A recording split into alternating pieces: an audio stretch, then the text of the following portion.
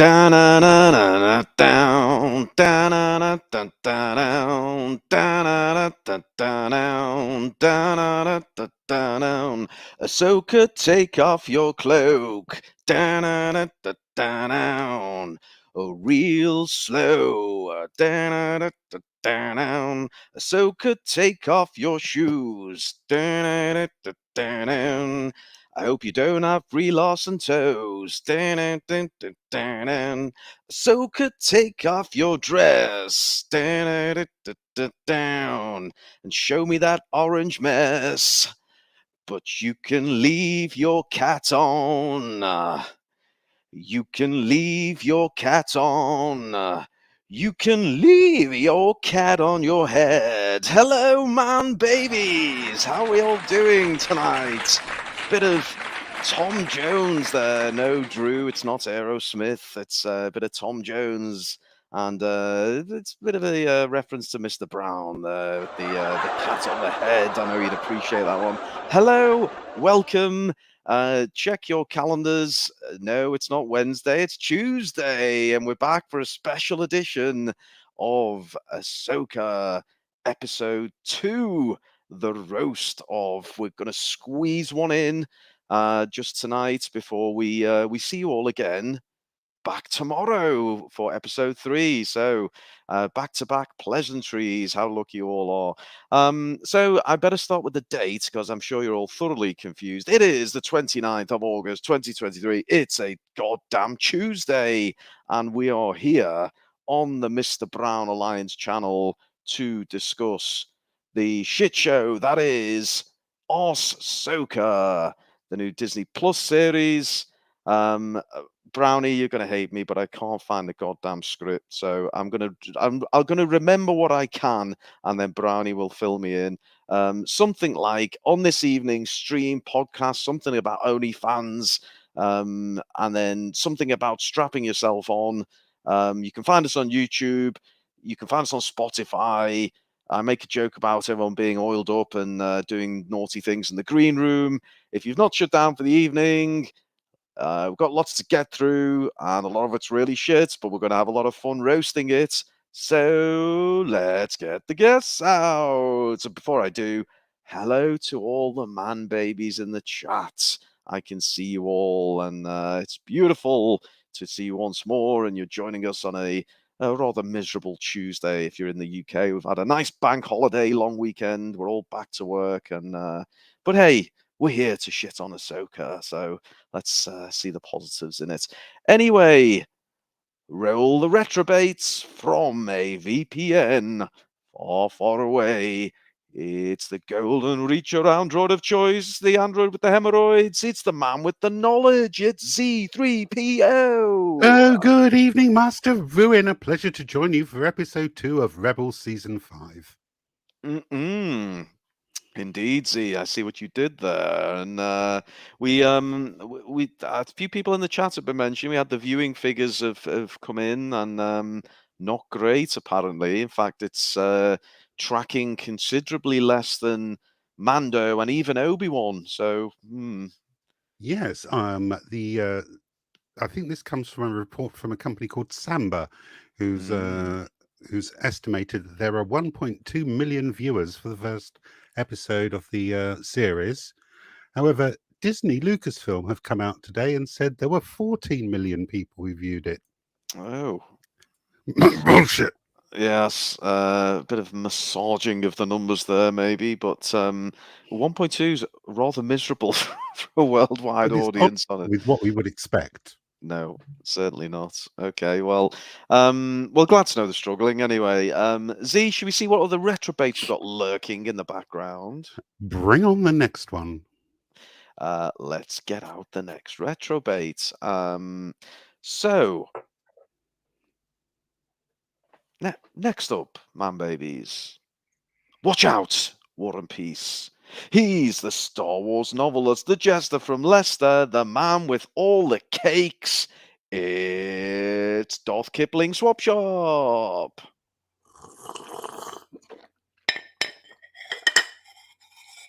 Am I on? Oh, hello, gentlemen. Yes, I was just indulging in a slice of manna cake. It's very, very scrumptious and lots of crumbs everywhere. I had to put it away because instead of manor house, I think it's more of a shit house where this program's concerned. Oh, beautiful swappers. And a lot of Americans will be very confused by the sound effects there, because I don't believe they use teacups and saucers in the USA, do they? No, it's more mugs and It's more saucepans. styrofoam cups and things like that. I don't know. Ladles, I think. Yes. Yeah, that would be it. And if you're joining us from Scandinavia, obviously drink out of the horns. And what else? If you're joining us from Afghanistan, you're probably drinking out of a fucking hole in the floor. Anyway, we're going down an avenue I don't want to explore any further. Swappers, shall we see what other retro baits we've got hanging in the green room? Right, it's no good with only 3 of us, is there? No, it's not. Well, I don't know. It could be good, but we'll see who we've dragged in for this one. So next up, I'm just going to bob my head into the green room and check. Yes, okay. Well, I'm absolutely amazed. Well, look, Brownie's outdid himself by securing this next guest. Hold on to your short and curlies, man, babies. This one is a doozy. Next up, he is one of the greatest. I'd put him in the top 3 YouTube personalities of this generation. He has got a voice that some people would describe as velvety turd. He is the man with the keys, the Yorkshire Ripper. It's Mr. Brown. Hello there. Hello, Ruin, you greasy destroyer of dreams of young children and adults. You big man baby, you. How are you? I'm good. Are you trying to go for Darth Lord Sith Chord's ASMR? Yes. What's in the top 5? Ooh, right. Hello, ladies. Hello. He will reveal himself to the audience. He's only wearing a bathrobe, so it's kind of flash open at some point. I am actually. I've just got back from cycling, and I'm in my dressing gown, waiting, willing, wanting. Oh gosh, this evening, everybody. Hello. Starting in a weird place. Jay, apologies and apologies to everyone. But hey, how can you be in any way let down with a bit of brown on a Tuesday night? Good evening, chat. Good evening, panel. Good evening, presenter. Good bloody evening to you. Did you enjoy that opening song there, Brownie? Oh man, I was feeling it. Yes, you can leave your cat on. That was inspired by your line for last week's episode. Well, look, we don't have Brian, because it's normally at this point where I go to good old trusty not Brian to give us a summary. Because we got something better than that, mate. Have we indeed? Have we got... Shall we just flash some graphics up first? Brilliant. I know what you're referring to. Of course, these episodes come with a summary because they're so damn forgetful. There we go. There she is. Let's go early, Brown. What are you giving her? Oh, go backpedal if you would. Well, if she removes that cat, right? But with the cat on. I'm not into animals. Oh, not sexually, anyway. Surely it's a dead cat, though. I mean, okay. Brown's not into even pussy. Worse. Let's move on. Brown's not into pussy. Okay. Not okay. Pussy anyway. White text on a dark blue background. You're getting better. It's still incredibly small though. So it says something like, subscribe. I don't know. Subscribe. Hit the button. Push the switch. Donate, flick one off. Perhaps. You know what to do. And speaking of donates. Somebody's coming early. Do you want to do it, Roo? Oh, Professor R2. And that droid looks incredibly familiar. I believe he's from the show, isn't he? For $5, it's not real money, but let's not hold that against them. And he says, I can't be around for tonight's stream, so I'll help get things rolling. Brilliant. 1.2 million viewers. That's even worse than Mando season 3 premiere. Laughing emoji. Yeah. So thank you, Professor R2, and you're damn right. It was a pitiful showing. Unbelievable, isn't it? I've got some thoughts on that actually, not to get bogged down in the viewing figures, but Hey, go on. Mando, although Mando is, I suppose you call an original character, Mando built up reasonably good faith after 2 fairly decent seasons. Agreed. Obi-Wan, obviously a load of shite, but it had Obi-Wan and the return of Ewan McGregor, so that would have been the calling cards for everyone to at least check it out. Similar with Boba Fett, legacy character, quite a popular side character. I think the problem here is it's too niche a section of the Star Wars fan base.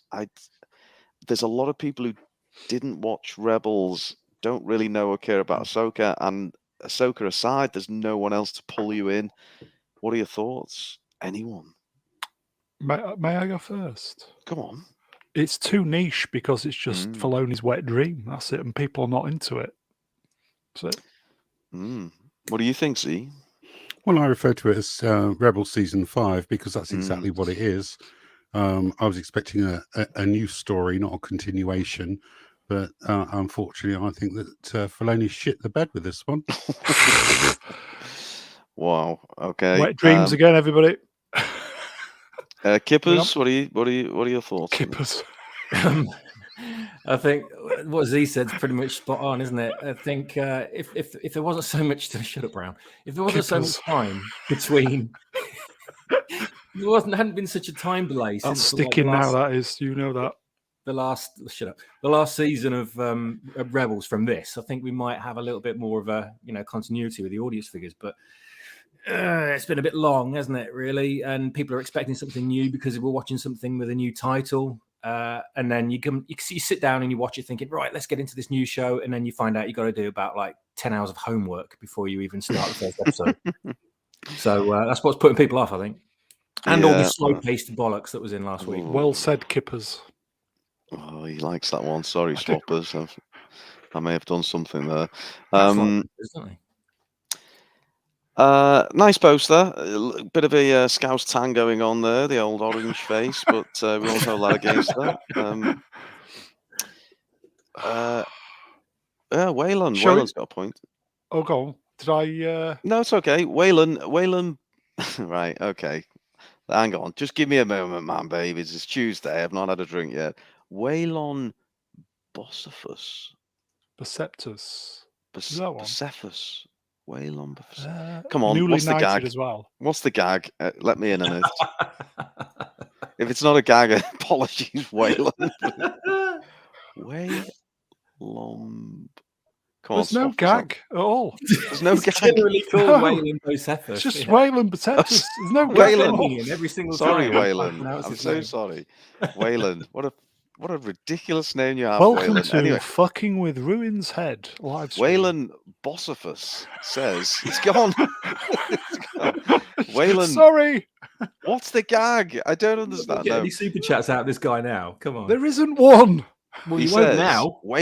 Waylon says this should have come out years ago if it was going to happen. Agreed. He's right. Exactly. Thanks, Waylon. Cheers. Oh, hang on. We've got a point of clarification. Oh, Waylon says no gag. Waylon for Waylon Jennings, Bocephus for Hank Williams Jr. Does anyone get the reference there? Not me. Does anyone know either of those people? I've heard of Hank Williams. Yeah, I've heard of Hank Williams. He's American, obviously. Okay, Waylon.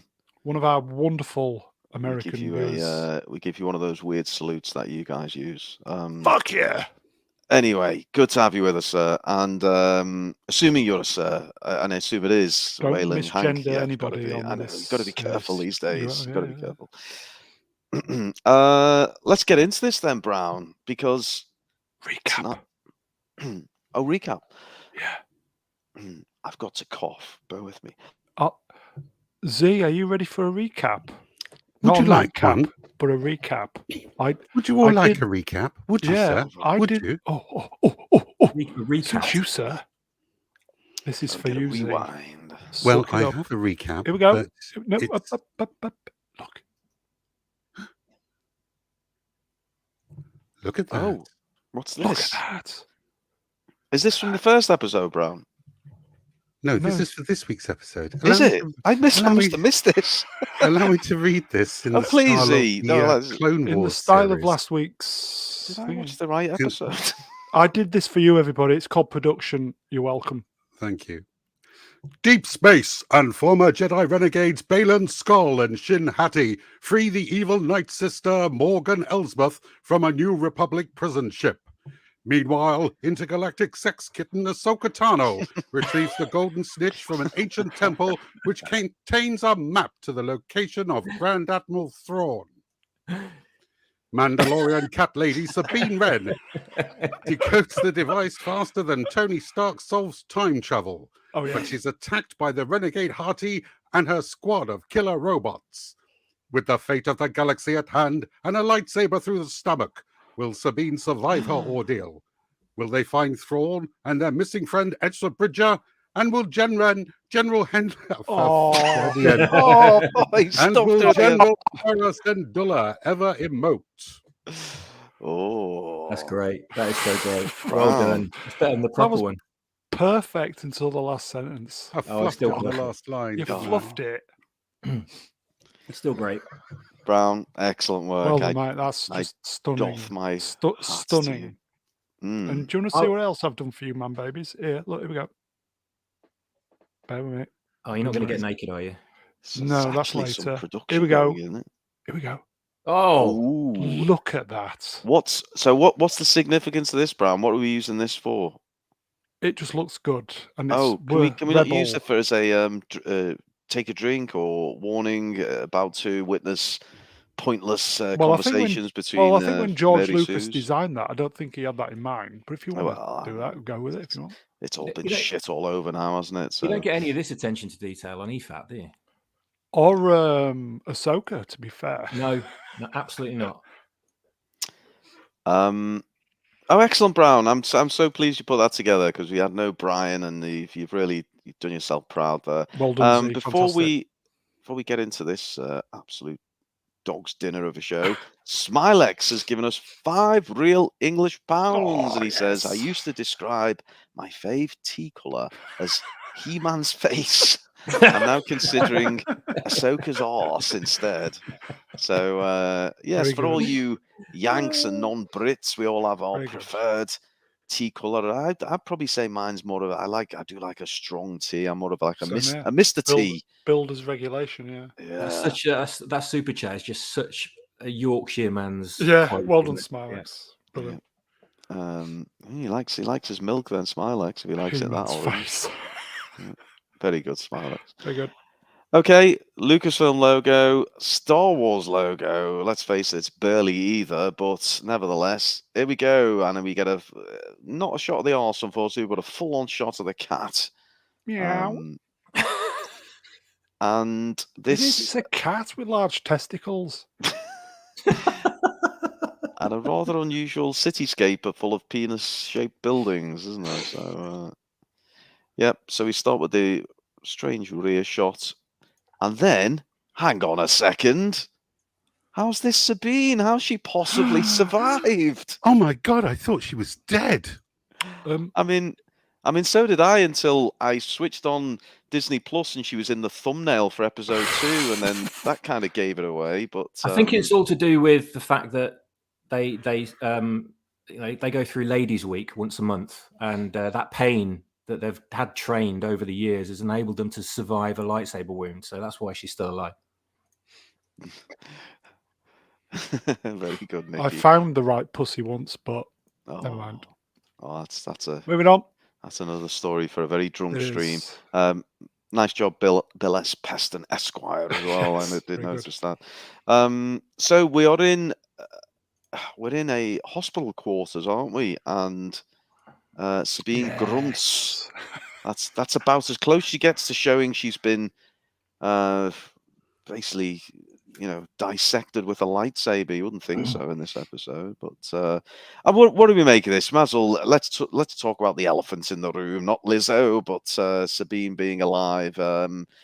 Swappers, what did you make? I mean, are you okay with the fact she's survived, seemingly Well, she's absolutely grunting fine? and panting an awful lot. That's usually what happens after you've been yes. skewered with a long red extension. But Ahsoka doesn't look really that concerned. She looks more disappointed, isn't she? Well, Ahsoka never really shows a lot of anything, if I'm honest. I mean, I just watched this. I'd heard about what was going to happen already ahead of time, so it didn't surprise me. But I mean, even if I hadn't, I'd be watching it just tutting and sighing and just saying, "Oh, Dave," and then get on with it, basically. If Mega Geek was here, what would he say? Why am I watching this shit? We'll say, get well soon, Mega Geek. We think he's got the Yes. coof. Oh, yeah. He's got a dose of the clap. We wish him well. I'm sure he'll find his way through that one. We have got not Brian Young in the chat, and he says if she can survive being impaled by Liam Neeson's gong, she can survive anything. Is that true? Did this actress get it on with Liam Neeson, or was Brian just connecting dots there? I don't know. Connecting dots, I think. Okay, yeah. fair enough. I would say she looks a bit pale, but she looked a bit pale before, so that's not a factor, is it? Wouldn't the right side of her body just be cooked like a piece of roast beef? I mean, well, I don't did notice.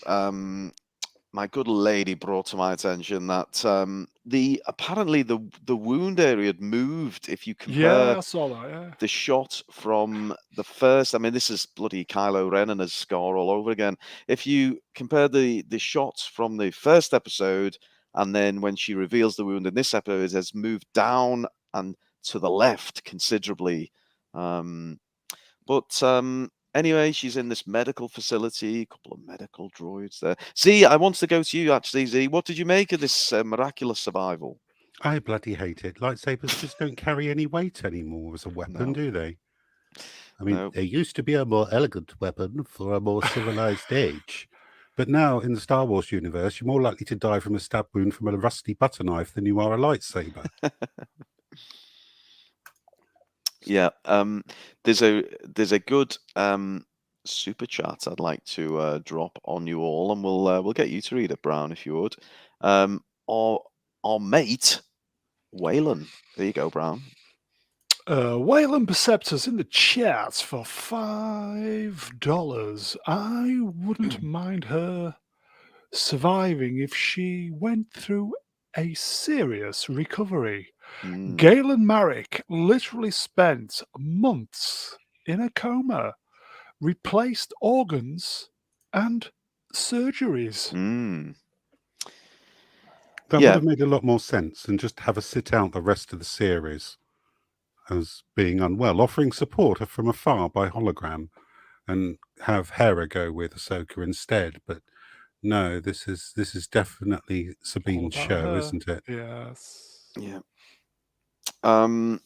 And she's, I mean, she doesn't even spend a lot of time even lay down. She sits up in a moment, doesn't she? Has no problem doing that. It is really bizarre. Anyway, she confesses the droids took the map, which she stole, the stupid bitch.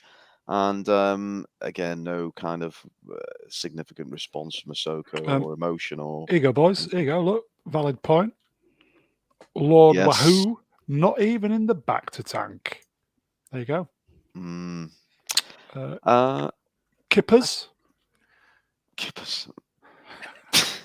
Tom has some thoughts in the chat for $5. $10 says that Endor Season 2 has someone grazed by a lightsaber and terrifies the audience that the character will die. Consistency, it's not strength of Disney's, is it? Well said, Tom. And Princess Fiona for $2. And I'd like to read this if I could, Brown, because it's Yeah, go on. the Yeah, first it's fine. words draw me Yeah, yeah. straight in. It says, strap-on scissoring a Jedi craves not these things. Oh, You're supposed to do it in the voice of Yoda as best you can. Oh, has anyone got a decent Yoda in the locker? No. Princess Fiona in the chat says for $2, strap-ons, scissoring. A Jedi craves not these things. Oh, yes. But a bit of Kipling in the Yoda there as well. It was fabulous hybrid. Thank you, swappers, and thank you, our own princess. There we go. There she is again. So, well, Z, you can probably, out of everyone here, explain what the F is going on. So, basically, she's confessing she lost this device, and the droids. It's now in the hands of the droids. Can you just give us a bit of backstory, because no one's got a fucking clue what's going on. What is this device, and what is its relevance? Well, Ahsoka managed to get the golden snitch from an ancient temple, and it contains a map leading towards Thrawn. She's asked Sabine for a little bit of help with trying to get the map out of the ball, and specifically said to her, "Don't steal it or take it off this fucking ship, or I'll nut you." To which Sabine immediately took it off the ship. She managed to solve it by looking at it and turning one piece. So it's a bit like a Rubik's Cube for 2-year-olds. And then robots came along and stole it. Thank you for beautifully putting us in the picture, Z. And I did want to move on with our little mention to the... It looks great, by the way. The medical droid. Is it B12? No, I don't know. Come on, what is it, someone? Medical droid? 21B. Anyone? Someone? What is it, swappers? 21B, I believe. 21B. I was close. Our resident timekeeper in the chat is on the case. Volk, 10 minutes on this. Is that a request, or is that a time check? Because believe me, we can easily do 10 minutes just on this one slide if you want. Oh, yeah, Smilex coming in. Well done, Smilex. Yep. I knew one of you guys would know. And we it's ID10T. Very good. We got a good episode for droids. Not good for much else, but it's a good episode for droid. I can't wait to get to the red protocol droids and see what Z's got to say. But anyway, we have to sit and listen to these two bitches mutter on about something. So she references 2 galaxies. What could that mean? Bars of chocolate. Oh, really? You only get that joke if you're in the UK. Well, when she activated the ball, there were 2 galaxies present, with the line travelling from one to the other. There we go. Yeah, about halfway. Yep. There you go. There's it, and there's the explanation there. Thank you, Z. We're just testing you, Z. Oh, sorry. So the droids took the map before I could decipher it. And this is, of course, I know we've kind of stumbled through it all, but this is the location of Thrawn. That's right, isn't it? Am I right about that? Yeah, that's correct. Contains the location of Grand Admiral Thrawn, That's last right. of the Thrawns. Yes, and what is that? Don't worry if you don't know who Thrawn is. Yeah, I was just going to say, for the uninitiated like myself, what is the significance of Thrawn other than being blue? Well, apart from appearing in a very impressive trilogy of books, Heir to the Empire series by Timothy Zahn. He also appeared in Star Wars Rebels, I think it was from season 2 onwards, as the main protagonist, who was played by Lars Mikkelsen. At the end of Star Wars Rebels, a group of Purgil, who we saw in the last series of The Mandalorian, the hyperspace traveling space whales, wrapped themselves around his Star Destroyer and catapulted him and one of the rebels, a Padawan by the name of Ezra Bridger, into the unknown. Is that a cue for me to sing Into the Unknown from Frozen 2? If you wish. Was that my cue? Okay, there we go. No, I'm not going to do it. Instead, I'm going to bring up this from not Brian, and in the style of Not Brian. A Oh, long time ago in a galaxy far, far away. Hey, a galaxy, singular. Get out my swamp. Good point, Brian. But hey, again, consistency. It's not one of the strong points. So these two are still chatting shit. She's asking how many droids there were. She took one out, but which means there's still one left to be dealt with. And all we're really thinking is, what about the cat? Not the one on Ahsoka's head, but the little no, I like the the cat. pets, the pet cat. Yeah. Yeah. Well, we might find out. Don't worry, Mr. Brown. Apparently, someone in the chat did clarify they do have Galaxy bars in America. So, my Mars oversight. is an American company. Oh, I just thought it was a Bruce thing. I don't know why. And there she is. No, Brownie, let me get it. I'm not pressing anything. Oh, something's going on then. The door closes. The door closes, but there she is up on her elbows using her abs that were, skewered just Unbelievable. It's just hours ago. So, yeah, she's made a truly miraculous recovery there. It's unbelievable, isn't it? And ominous music, please. What's the most ominous music you can think of, Brown? You like your shite music? What are we talking here? A bit of Sam Smith? A bit of Black Sabbath, maybe? Or Sam Smith. Perhaps. We'll take your suggestions, chat, for some ominous music. Music, folks. Ominous music, please. Theme tune to Jim Will Fix It. Oh. Drew has come up with a good one. It's about as ominous as it gets. Jaws theme. Nikki says bit of Vanilla Ice. What about Rolf's cartoon hour? Oh, God. Agadoo. Well, Rolf had a couple This of number one morning? hits, didn't he? Obviously, the Imperial March. Oh. Yeah. Benny Hill would be rather fitting. Nice. Barbie Girl. Yeah, very nice. I knew you wouldn't let me down. Thanks, chat. Anyway, we have a rather nice spaceship. Whoosh. It's whooshing. And I got all excited for a moment. I thought they were going to Acto. It looks like some little islands, some craggy islands. But that's terrible. But where are they? Does anyone know? Is it explained? Do we care? It looks an awful lot like that place in Mandalorian where Baby Yoda tried to contact another Jedi, doesn't it, really? I think Filoni's falling into some tropes here. Oh, yeah. And then we see our wide-shouldered bad guy and his blonde sidekick, whatever you want to call her. Side piece. It's a piece of, I'd say skirt, but it's more like piece of robe. Dempsey and Makepeace. Johansson. But I've got to say, I'm always trying to look for the positives despite everything, and it looks brilliant.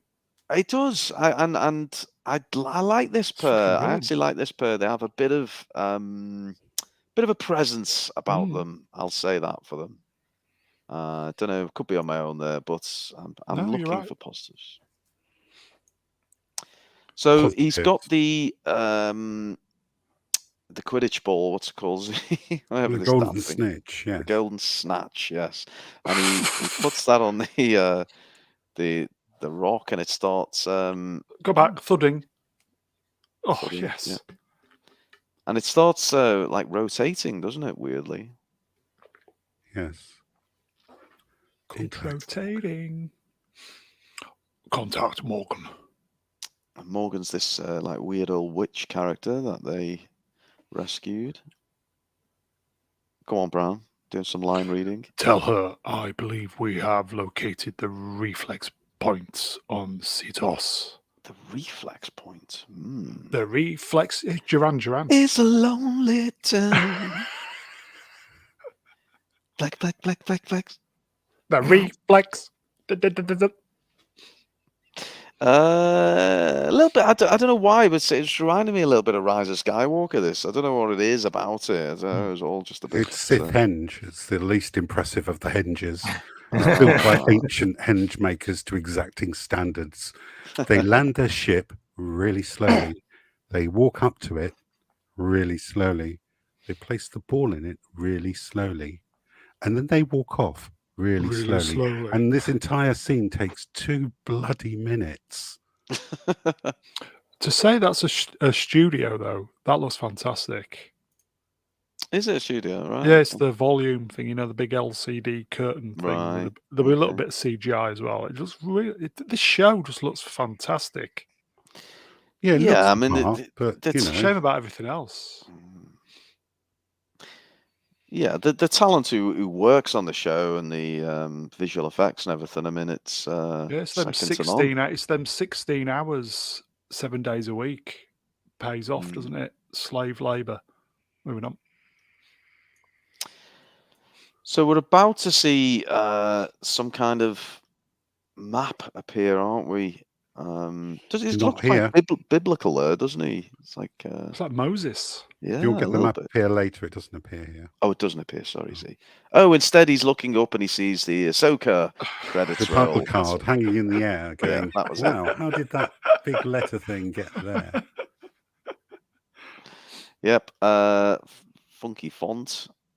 And it's called Part 2 Toil and Trouble, which, what do we think of this as a title? It's a witchy reference, isn't it?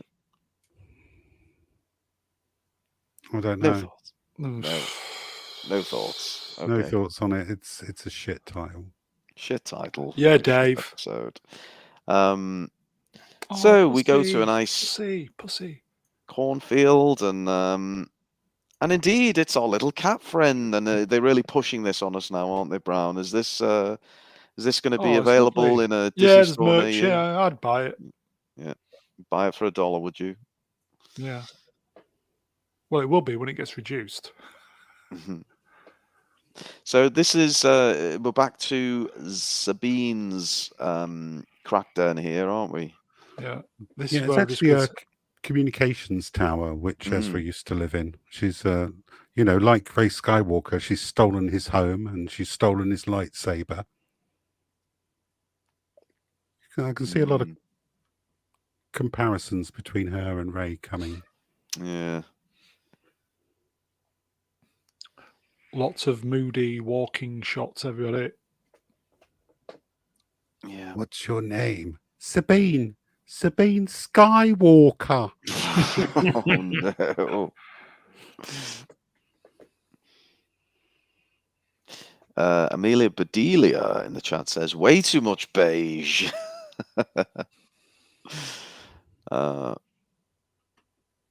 like the reference from where is it? Smilex. Portland Bill used to live in that. Very good. Yeah, got to be of a certain age and persuasion to know about that one, and I do. And I do. Smilex. I went there, Portland Lighthouse, not long ago, before they dropped the Bibby Stockholm on top of it. But anyway, let's not get political. How about this one? Mace Windy Miller. Very good. Excellent. Very good. See, very good. Kippers, are you available, mate? Go on, Kippers.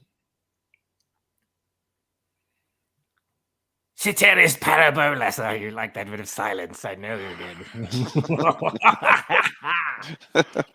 $4.99. Cheeky of them to title the episode after what it's like being a Star Wars fan. No, but if they'd really done that, it would have been called Bored and Shitless. Racists. Don't forget that bit. 110 man babies in the chat. So hello on to a you Tuesday. all. Fantastic. For a Tuesday, no, for a random Get Tuesday in. episode. Nice. Excellent. Welcome everybody, and it went down 3. Welcome aboard. Welcome aboard. Come suffer with us as we toil and trouble our way through Ahsoka. So this is Sabine's little racer thing, isn't it? Racer bike. Yeah. It's got a name. But, Has the helmet got a blast shield over it, or is that just a rather that's the dirty back of it. visor? It's a That's blast just the shield, back. isn't it? It's just the Looks like back of a it, I bit. think. It's the Oh. back of it. Oh, is okay. it? Oh, it is actually. Yeah, it's just the angle. All right. Oh, see, I quite thought for like one the shape moment. of the. I quite like the shape of the thing on the front of it. Though. It was very wok-like. Oh, yes. Yep, yep. Someone Where's sent, where's Dark Side of the Wok when you need someone him? put the walk signal out. We need dark side of the walk. Whoop, whoop, whoop. But he's watching. Oh, God. Here's a rare shot of Ahsoka stood with her arms folded. You won't see And many the of these pussy- shots. And look at the pussy on her head. It's strange, isn't it? I was watching it today, and it was I was Oh, watching it God. kind of twitch and sway. It's mesmerizing almost. I don't know. And there we go, Z. As you said, that's the communication tower. Looks a bit like the from my hometown, the Radio City Tower in Liverpool. Not Brian in the chat. Paging Dark Side of the Walk. I just saw Paging him. I just saw him in the Dark chat. Side of the Walk. He was just above Brian, I think. You mean There we Dark go. Side of the Walk? Hey, Way! cooking on the roads. It's good to have you, the Walkster. And here's this cute little cat again. Oh, You know, you could yes. these will be available in plush, extra B&M. plush, extra large, and you know, mortgage requiring price ranges. So get ready with your wallets, man, babies. It genuinely is one of the best things about this show. What, the merchandising? No, the cat. Well, Yeah, merchandising. Well, I hope probably they good bring. at I hope they bring out the cat on Ahsoka's head. I really want that one. That's the one I really want. Yeah, you'd look good with that You on could your buy head. that as a I would. hat. You know when? Can you get the prison guards to get you one of those for Christmas? I'll the ask. Iraqi prison guards. I'll ask. I'll ask them to kill a cat for me and gut it. Can you just and, Photoshop one onto your round head in your avatar? I'll try and do that for next week. Yeah, Go on. I Tomorrow. will try and do that for next week. Yeah. Well, Brian, you just spoiled it. I was going to go around the room and ask who's got the best meow. So go on, as an owner of cats, Brown, give us your best meow. Meow. No, a proper one. If you're Meow. no, not like a human saying the word meow. I want you to do an actual cat-like meow. Meow. Oh my god. Okay, I Meow. tried. Meow. Z, have you got anything better for us? Meow. Okay. The swappers. Meow. Oh. That sounds like one of those Kipling cats. Go give your cats desserts, everybody. Brownie, MJ in the chat says Mr. Brown has 2% female audience, yet this show has 98% female cast. That's because the Force is female. Don't you know that? Yes. Have you not seen the T-shirts? There's a balance within the Force. Duke. Moving on. And there's another shot of the cow. Meow. Oh, yes. The loath cat about to Max. alert her of the murder robot inside. Max Roomfondel for $3. How many bum shots this week? I don't think there's any. You got my avatar. Yeah. Apart from Kipper's avatar. You've just lost 40 people, Brown. Now you've revealed there are no bum shots. Sorry. They all turned up just for the bum shots, For the and there's a ass. severe lack of them. Waylon is back, and he says, "Why does everyone deliver their lines without any emotion in this show?" And he's absolutely bloody right, isn't he? Correct. Why is that? I mean, Z, you probably know more than any of us about the background of some of these characters. Are they particularly emotionless in Rebels? I mean, why? No. They've all got their own distinct personalities. And that's one of the things I take umbrage with this series, is because they all act like complete and utter planks. I think Drinker said it best, is if you asked me to describe Hera, I would describe her as stoic. If you asked me to describe Ahsoka, I'd say she was stoic. If you asked me to describe Sabine, I would say she was stoic. And they're all exactly the same character. They don't behave anything like their animated counterparts. And I'm finding that the most irritating thing of all. because I actually quite like the characters in Rebels. I was saying on the Sunday night show that I'd seen an episode of Rebels before, and I couldn't believe how much more exciting and fun and vibrant the show was compared to this drudgery. I'm gonna have to go back one slide. Once I drop this on the screen, you'll never unsee it. I'm not going to read it out. Oh no! I'm not going to read it, and I don't endorse anything. I'm just going to put this on the screen. There we go. Oh, Okay. Moving on. oh, that's a stream killer. That is, jeez. So Ahsoka wanders into this crack den, and she has come to destroy the other robots, has she, or is she just having a good old mooch while Sabine's in the hospital? Well, I don't think she knows it's there yet. Well, being fair, Sabine did say she took one out. So, but then I've got to wonder what it's still doing there. What's it for? I mean, Hattie could have taken it with her, but it's decided to wait there for what? For people? What's it going to do? Kill them? And then what? Go back into the rafters and wait for the next person to kill? I mean, if it was to take care of anyone who investigates, then why didn't it simply self-destruct and take out, the next mile of whatever's standing?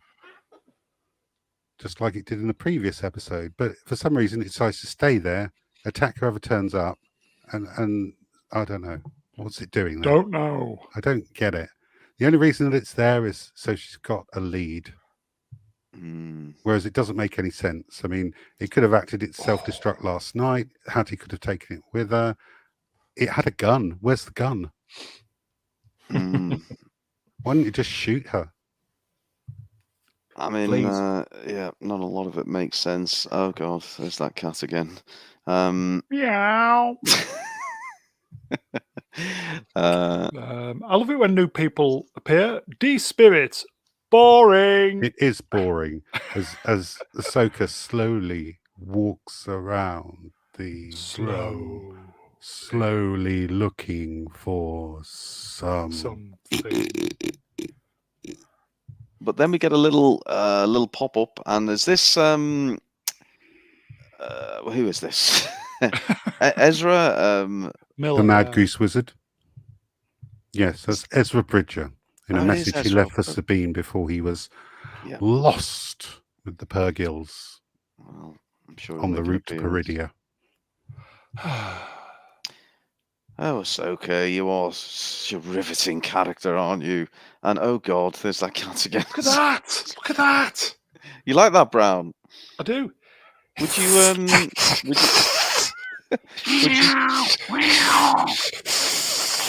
would you take pity on that cat and offer it a home? What you mean? Hit it with a cricket bat?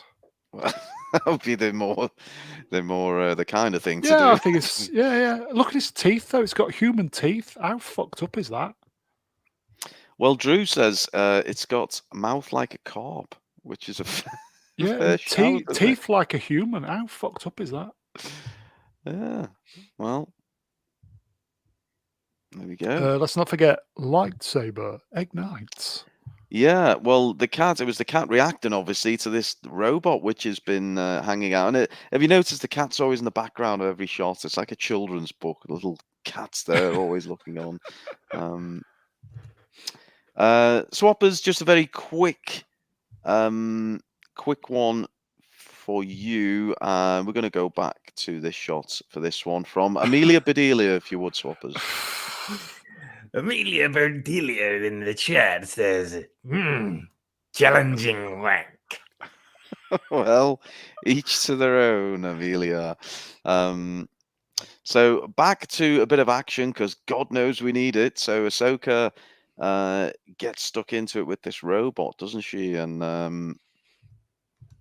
it doesn't last very long, does it? Jeez. I mean, they could have made a bit more out of it, but I was popping.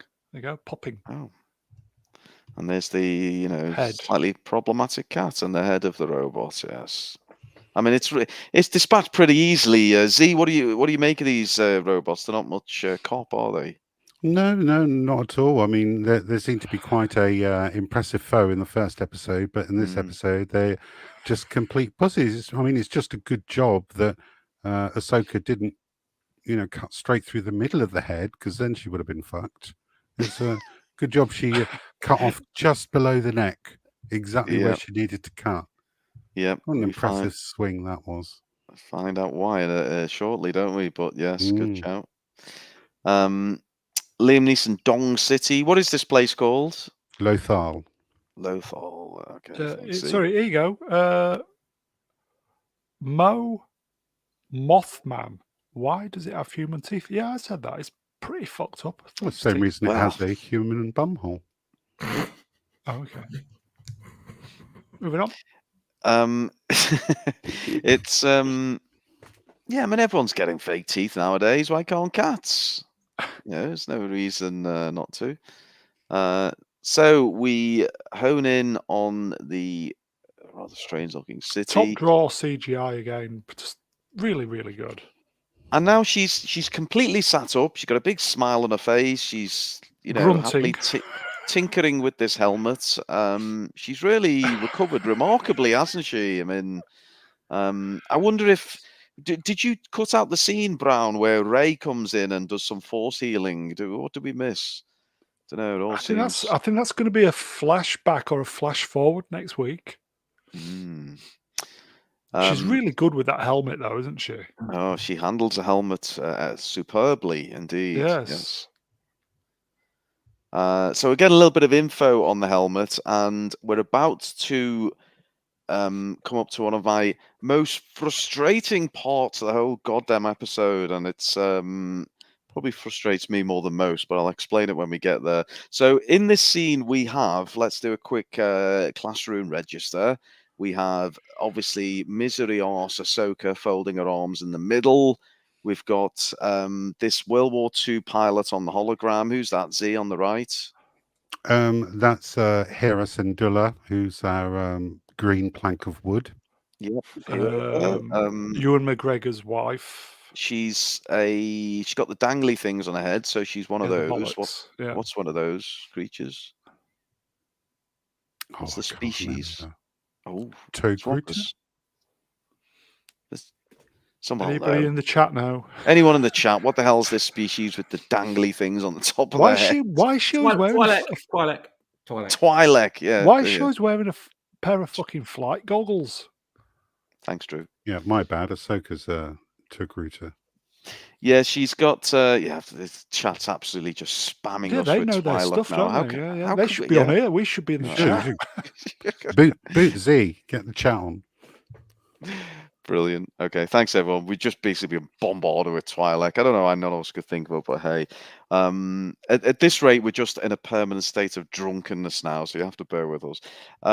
So we've got who's the robot guy? Z. The robot guy is Professor Huang, who used to train younglings in the creation of lightsabers, voiced by David Tennant, don't you know? Ah, okay. Who originally voiced him in the Star Wars Rebels series as well. Oh, okay. So, I mean, that's doesn't look like a girl who was nearly cut in half yesterday, but again, miraculous recovery. She's analysing this droid helmet. You know what it is, don't you? What? Stunning and brave. Well, hey. Let's move on. I would say it's the Force's female, but there you go. Oh, God. Every time I see her on screen, I just want to punch her in the face. This shot is remarkable for having two smug expressions in the one shot. It's, it really is fantastic. Is it me? Them two. Is it me? It's just, such a turn off. Just can't act. Nothing. There's just nothing there. Why has she got her hands handcuffed behind her back? That's what I want to know. Because Ewan's given her one. Oh, please. So, I mean, a tedious scene, but basically Sabine is kind of dissecting the robot's head. All speech is exposition, all of it. Oh Is it god, Exposition? yeah, it's an exposition fest. This It's is, just yeah. all of it. I love how Sabine hacks the assassin droid's head using an upside-down CGL Galaxy Invader 1000 Yeah. from 1980. Well spotted. Spotted it straight off. I just do need to flick backwards. Sorry, everyone. That's what seen she it. said. Okay, Brownie, we'll do it officially. You've got a pick of 3. I'm assuming you're not going to go for the droid, but then you never know with you. Who are you giving one to out the 3 there, Brown?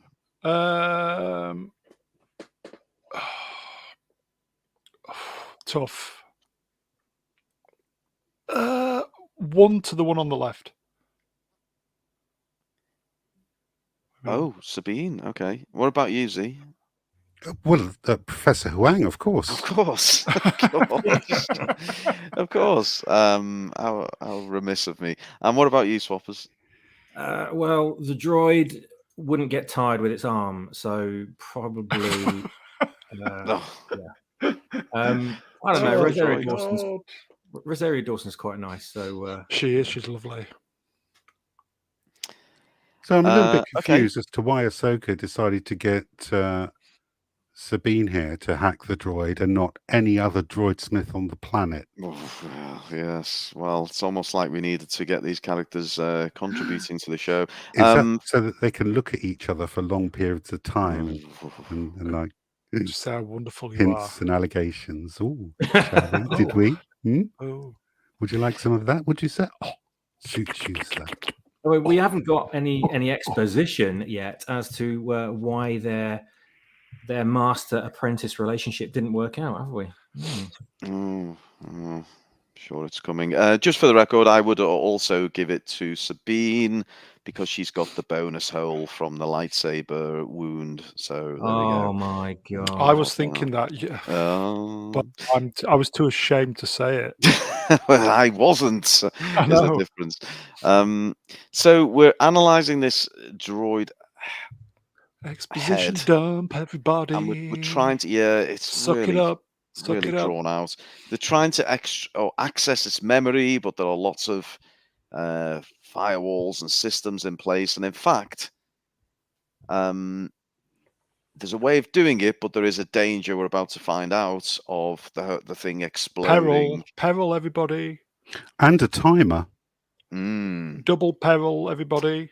Now, this is frankly ridiculous, and this isn't the thing I was actually most pissed off about. There's a very specific thing, but this actually is utterly ridiculous because there has to be some goddamn logic. I mean, Ahsoka, if we're led to believe she's this wise Jedi-like character, why would the hell she bring this to a hospital, a patient, when there must be on this vast planet much more suitable, more safer places, or indeed, as Z said, why don't you have a droid smith look at it? I mean, anyone else find this excruciatingly bad? No, just go back a moment. And the robot is saying to her, "You're very clever." The fucking robot saying that to her. Yes, you'll find that Hera gets constantly affirmed throughout this episode of telling other people that she's great. Oh, you're so stunning and brave. Yeah, and I just want to point out something that Lord Wahoo said in the chat. It's not as if Hera is a general with an army of code breakers. Oh, wait. Oh, oh dear. It really is poor, isn't it? So, again, we're just heavy on the exposition here. Oh, so what happens if you get the power levels wrong? Peril. Well, the whole fucking thing will explode. It'll blow up all of us and the hospital and probably half the city. But hey ho, let's give it a go anyway. She's got it though. She can do it. She can do it, folks. She can do it. So I think it's Ahsoka who says, "Oh, having brought the damn thing there," she then suggests, "Oh, hey, maybe you should perform this somewhere else." Great leadership there, Ahsoka. And already she's tinkering away because she doesn't listen to fucking anyone. She just does That's her the own Galaxy damn thing. Invader thing. Go back. Oh, Look it at is. that. 1980s. I knew loads of people at school who had one of those. Look at that. I did. I had one. Is that what it's actually based on? Is it? No, It is. that's the frame of it. Wow. They just flipped it upside down, basically, Yeah. and stuck like a light up little thingy screen there with the different coloured lights on it. and maybe a couple of. No, it's even got the same switches. It's got the game mode switch and the on and off switch. Yeah. Oh, wow. And they put a Awesome. bulb behind the fire button to make it Yeah. glow red. And she's twiddling the little stick on the right there with her thumb as well. Oh, very nice. Brownie, could you do this one from Jay, please? Jay Goodwin in the chat. Cut off Sabine's head and see if she can find the map to planet Smug Mom. Mom. Irie, Runting. You're Excellent. Bit of black voice there from Brown. Just a little bit of black voice. It's we try and represent all communities. So she starts fucking around with it, and the thing starts beeping, and the danger starts. Distorted droid chattering. Frequency increasing. It's encrypted. I need a minute. And already Electrical stuttering. I mean, this serves as like a pressure bar or something, but it's a visual, isn't it, to tell us when it gets to the end, there's going to be fireworks, and there already is fireworks. Oh, fuck. Okay, I think this is it. This is the moment. This is the moment which, as a writer, albeit a small-time writer, but I know what they're fucking doing at least. This annoyed the living shit out of me because. How so? Well, let me tell you how. So you have this droid, this hologram of Hera, isn't it? With a pair of bollocks on her head, yeah. Yeah, and I think it's coming up, but it surely must be. So Ahsoka says we don't have a minute, and It's overheated. the droid Switch it off. and she's saying no. I'm hoping you got it, Brown. Let's see. I hope so. Oh, let's see. No, have I fucked it up? No, don't worry. I'll explain it if not. Oh, I hope I've got it. We're getting very close to the end. Oh, it's getting. No, I think. I don't think you captured it. Okay. Are you referring to the start bit where Huang refers to Hera as saying, "Well, it's all right for you. You're a hologram." Yes. And then she breaks the fourth wall and looks at everybody. It was utterly fucking ridiculous, and it's taking the audience for mugs. I didn't spot that. So there's a decent gag there where the hologram, who's obviously not present in the room, says, "Oh, I think we should give it a go." And it's obvious what the gag is. She's a hologram. She's not in the room. There's no danger, and that's why she's happy to give it a go. But they feel the need to explain the joke for all the dumb fucks who watch this shit. So then I think I don't know who it is. It is Ahsoka who then says, "Oh, but that's okay for you. You're a hologram." And I face palmed so fucking hard. I've still got a handprint on my face. I mean, it really was abysmal. And that's coming from the Roundhead himself, Yeah. the writer of The Last Jedi, folks. How bad is that? Master of the dad jokes. Yeah, it was really fucking poor, and it really, yeah. I don't know who thought that. I don't know. I got through editing.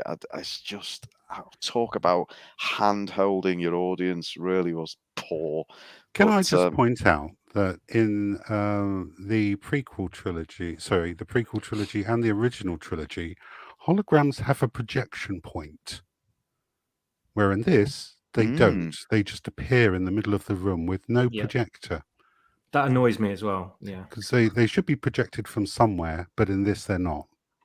And this is a running thing that I've noticed throughout Disney Star Wars is they don't have any projection points. They're just holograms that appear in rooms for reasons. Well, they're breaking all the rules, aren't they? Thank you, MJ. There you go. Thank you very much, MJ. I think we've got a super chat, mate. Here you go. Rue, do you want to do this? Ceterus Parabolus says, "Forget a droid smith. Why hasn't Ahsoka brought up two lightsaber-wielding terrorists trying to bring war to the Republic to Luke goddamn Skywalker?" And it's an excellent point, isn't it? I mean, this is where Disney are just tying themselves up in knots. They're creating overlapping shows and characters and worlds and time periods, and really nothing makes sense anymore. Wasn't it Was it Pablo Hidalgo was supposed to oversee all this, or did I imagine that? No, you're right. His general You know, job was the kind of the continuity and the kind of continuity. if it's in universe, blah blah blah, all that shit. Yeah, spit it out, man. Yeah, that was his job at one point. I think he just became so unmanageable. He stepped away from it. But basically there is no continuity. That's. But anyway, Mary Sue Mark II saves the day, doesn't she? Just in time, despite the hole in her chest, she manages to hack away into this system. And we get a bit of a name check of Corellia. Z, could you explain to all the man babies in the chats the significance of Corellia and where we may have heard that before? Yes, it's where the Millennium Falcon was manufactured. I also believe it's the home planet of Han Solo. The what? Z? The Manelium Falcon? Did you say? Millennium. Manelium. Millennium. But what is a man? Wow, overrated, I would say. Corellia appeared, I believe, for the first time in live action in Solo movie. Am I right there? Yes, we've been there before. Yes, we've been there before. Another super chat. Kippers, you about, mate? Oh, what fresh hell is this? Sorry, bro. NJUK84 in the chat. For 5 English pounds. Says the Real force is female. So continuity, logic, and reason have no place here. Boom. Oh, Suck and that up, folks. 2% of Brown's female audience have now left. Fucked off. Sorry.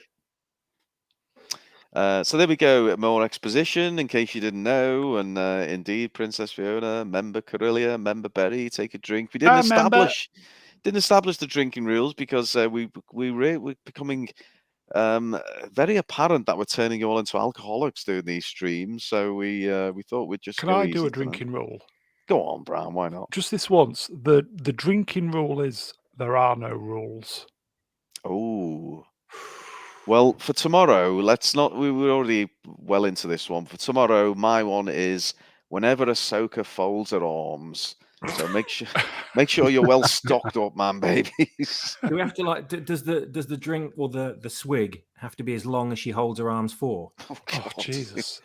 Yeah, you'll need like a yard of ale for that. I mean, yeah. I hate this scene. It says the New Republic shipyard, and then everybody looks around gawping as if it's some sort of planet of evil. And Morgan Elspeth, that's the witch woman, had factories on Corellia. We'll find out later why. We do. Anyway, exposition. And Ahsoka folds her arms. That's a rarity. Drink, everybody. Oh, go on, we're doing it now. Go on, drink, you bastards.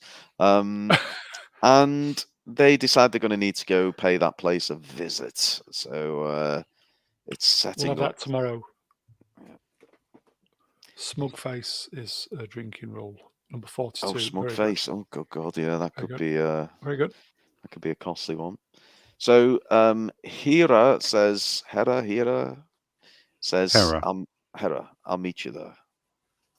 Hera. And Sabine's recovered so well, she actually wants to go along as well.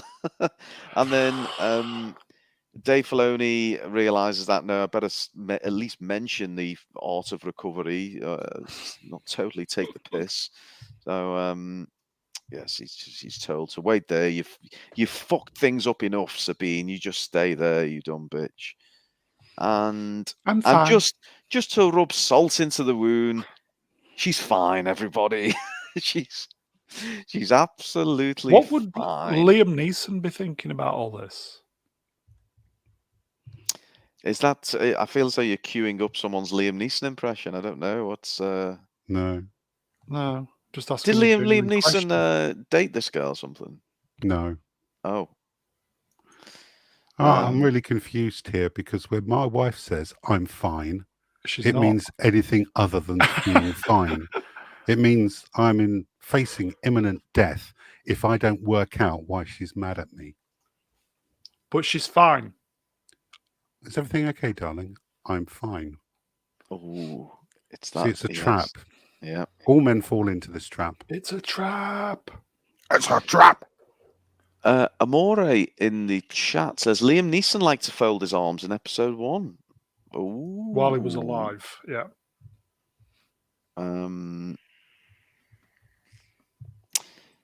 Interesting. Okay. Good Moving observation. But he couldn't take a lightsaber through the belly like Sabine, could he? Oh. No. And some more positive You did reinforcement. good. You're amazing. You're You fabulous. did good. We love you. You're so fantastic. Powerful, strong, independent women who look out for each other. Isn't this great? I'm so enthralled and entertained. Pat on the head, It's folks. absolutely You brilliant. know, we all like to be told we're doing a good job. Brownie, here's one for you, if you would, please. M Duke 84 for £2. Allegedly, that's real money, folks. Is the female version of Hero. Yay. There you go. There you go. Thank you, MJ. Smilex just informs us that if Liam had been erect, there's no way Maul would have got close. If only he'd taken the little blue pill before that combat scene. Indeed, Could have Smilex. beat him to death with his meat saber. And is Bitchface again complaining, moaning, dropping. Tell that to her. She wants approval from Ahsoka. Yep. And apparently she does. But it's Sabine who needs to hear it. I mean, this really is.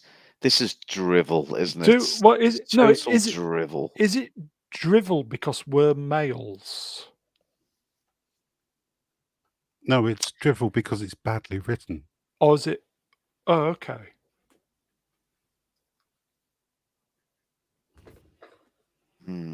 It's Swappers, you're a writer. I mean, you've many a time you've given us samples of your work, and you find ways to make the dialogue engaging and compelling and interesting. This is flat as a nun's tits. What's going on, Swappers? Oh my god! I was just watching this whole thing and just thinking how lazy the writers' room must be for this, and what Filoni was thinking when he was penning it. I think he probably sort of wrote it on a lazy Sunday afternoon with his feet up in a hammock, and then fell asleep halfway through, and then handed it in on Monday morning, and they all just went, "Brilliant! It's perfect. Let's keep it. That's fine. We'll use it." And that's what we're getting in this show. Here you go, M Duke. Ask the 2% of your audience. Okay, if you identify as female or a woman, and you are watching this now, and I know there's a few, is this good dialogue? Obviously, we're men and we don't understand this, but is this good dialogue or is it utter bollocks? It's not. It's serviceable as far as I can see. It's just the way it's delivered and the way it's filmed. I mean, Ian would say if he was here, how shit the directing is. It's so flat. The directing's so flat. The angles are so boring. There's nothing interesting about the way we're looking at these scenes and looking at the characters. If all that was a bit more interesting, I think we'd forgive the dialogue. Cheers, definitely. See, ladies. It's a fair point. Okay, so we move on from. Oh no, we don't move on. They're still chatting shit.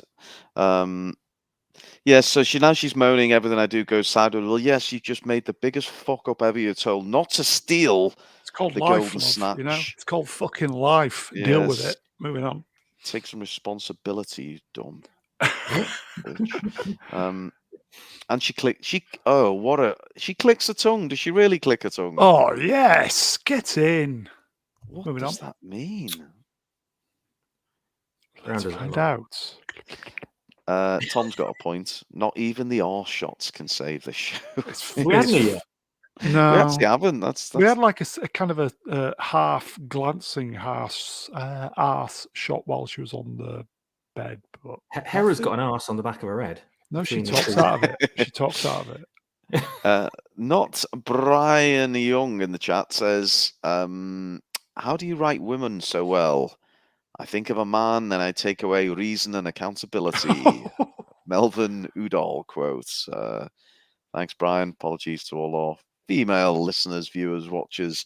And these two are still bitching. Can you believe this? I'm still sat here listening to these two moaning fuckers. Anyway, finally, we get away from blowing. The wind is blowing. we get back to our mysterious bad guys. I've realised who these two remind me of, and it's a random reference. Not everyone will get it, but does anyone remember the Brit Awards when Mick Fleetwood and Sam Fox presented it? Oh my god, yeah. I think that's who they remind me of. Yeah, but the thing is, it's Ray Stevenson, isn't it? Yeah. He's fucking great in this. Oh, he is. He's not doing. He's hardly doing anything, and he's just absolutely chewing everybody up to pieces. It's fucking brilliant. Yes, indeed. Mysterious music. Music what would be mysterious music?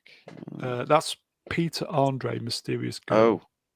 Oh, excellent. Oh, you might well have given me an idea for tomorrow night, Brown. That could be the intro. Oh, for tomorrow yes. night. Yep. I might go on camera for that. Get the abs out as well. What do you think? Definitely. Yeah. Okay. Yeah. Make sure you tune in tomorrow, folks. I'm going to do a bit of Peter Andre on camera, abs out, oiled up. From his prison cell in Iraq. Yes. You should do a Vic Reeves Shooting Stars version of it with the marker pen grid on it. Yeah. Oh, brilliant. So this is Morgan Elspeth. Sounds like some kind of Tory MP. I don't know. It's not very Star Warsy, is it? Is that a name, Morgan Elspeth? It is. And yes. I'm wondering why she's going, show me what you found, when surely they should have just told her. Of course. More exposition just to handhold us through this abomination. Are we being told off here? Princess Fiona at Mr. Brown Alliance. That's me. It's not 'cause you are guys, but it is interesting. He asked us a question and didn't bother to wait for an answer. Well, a few people did say in the chat it wasn't poo. Am I being told off? Is it boring? Can I ladies? ask a question? Yeah. Why does Morgan Elsbeth have to use her force powers to make this thing work when Sabine just turned it? Sorry. Yeah. Good point. I'm based. He's gone ASMR on us. Sorry, ladies. Sorry. Brownie, I would have thought Morgan Elspeth is your kind of sort. What? She's breathing? Well, she's more of an age, and she's not a bad-looking lady. She looks, to be fair, she looks not bad there, but I think it was week 1 where she was in the prison cell and she was cross-eyed. That did put me off a little, but she looks all right there, yeah.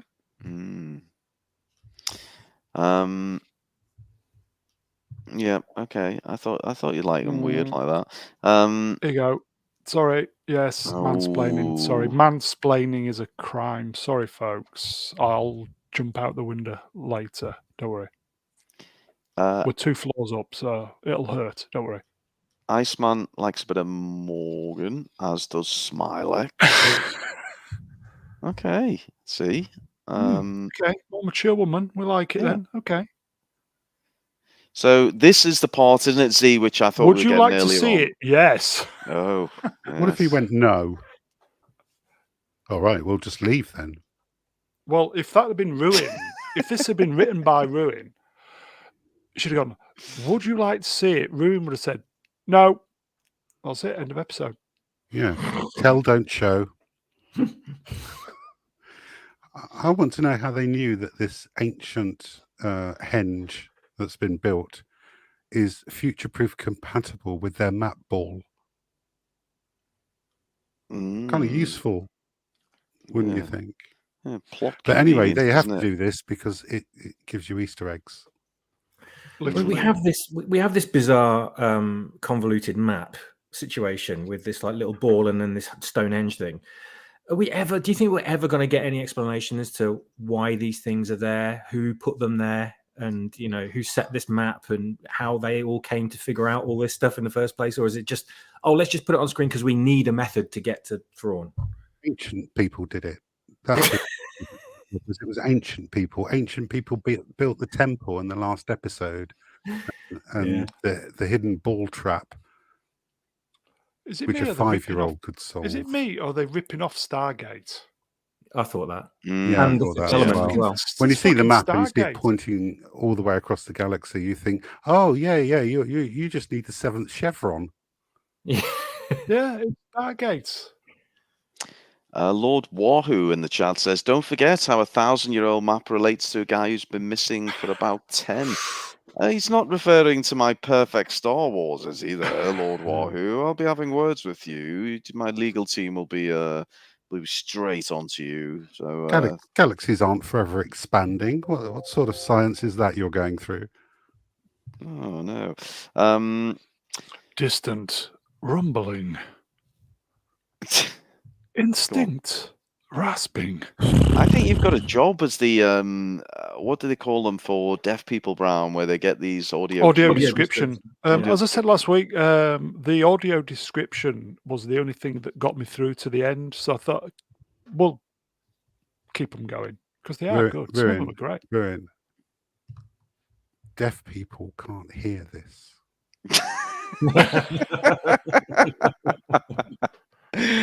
Well, so Brown providing a descriptor is not going to do much. That's why I've left it on screen. Read it from screen. I like to subvert expectations, even to deaf people. It's a thinking man's joke, everybody. Oh, good God. Thanks, It's a Zee. deaf man's joke. So, here we have It's the green, golden everybody. snatch. And a bit of wizardry. Clicking. I mean, to be honest, I didn't really know what was going on here, but I was just relieved to get away from those fucking 3 idiots chatting shit in the hospital room. So at this point, I'm just, at least something's going on. And Stargate. visually, it's rather nice, isn't it, Brown? I mean, do you appreciate the some of the girl visuals on the here? left, yeah, visually she is very nice. Yes. Right, okay. You like One, by the way.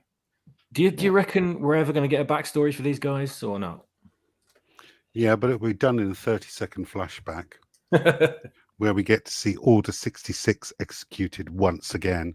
Oh my God. I've seen that thing being executed more times than Bruce Wayne's parents.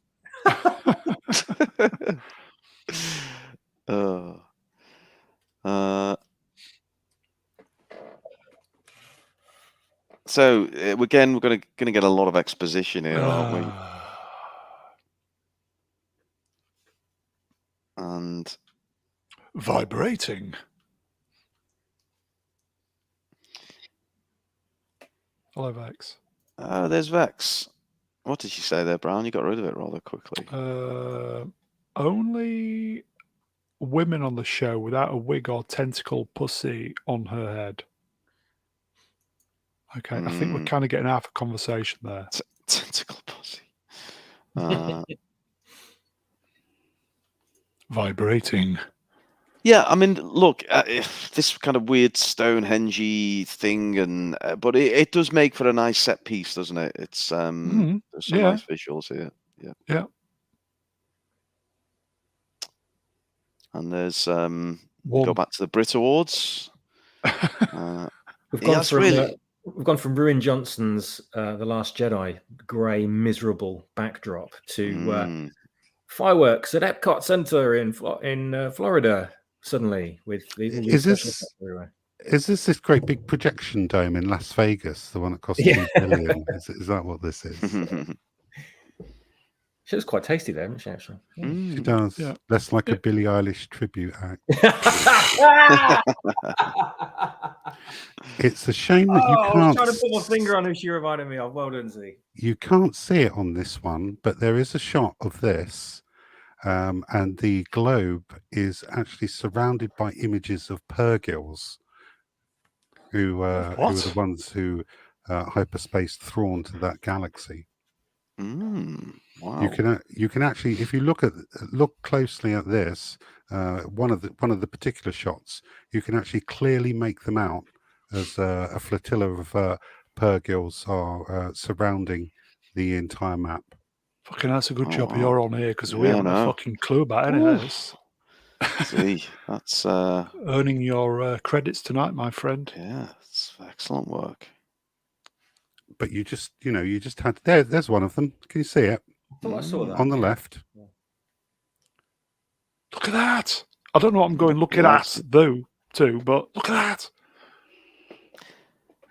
that. Bit of a surprise for all you man babies, and this is courtesy of Emperor Kipling. I've got a brand new avatar I'd like to share with you Is it all. gonna... There we go. Can I? Yeah, I'm doing it. There we go. Ah, there we go. Got the old cat on the head there, man babies. So hope you appreciate I like how that one. you're framed by the AA, because we're all going to need Alcoholics Anonymous after finish this series. Beautiful swappers, thank you. Go, And Jamalama. Look at that. Yeah. Yes. Yeah, think, drink everybody in honour. I think even Brian would be impressed with that one. Brilliant work. Thank you, swappers. What a gift. What a thing for a Tuesday evening. JPEG. Wonderful. Yes, that is the closest I'm gonna get to pussy, you're right. But yes. Punchable face gives me a 1. There we go. Yeah. So I'll take that. I suppose this is better than putting a dagger that aligns up with a piece Oh, of whatever, yeah. doesn't it? Oh God. Yeah. Well, it is, and like I say, it's visually it's quite impressive, but I mean, how long was this scene, Z? It feels like already this is dragging on a bit. I don't know. Yes, it takes a Yeah, long time to do needlessly anything in long. this. It takes a long time to walk places, whereas they can hyperspace across the galaxy with no problems at all. Oh, look, another 2 Purgils. Brownie, we've got a chat, super chat. MQ Kenny Forth, £2. Space Whales. Glad Lizzo is back in Star Wars. Oh dear. It wouldn't be a stream if you didn't get a mention of Lizzo, would it? So well done, MJ. Spelt with double S, not Z, but lay off. Mm-hmm. There you go. Look. Moving on. That is our destination.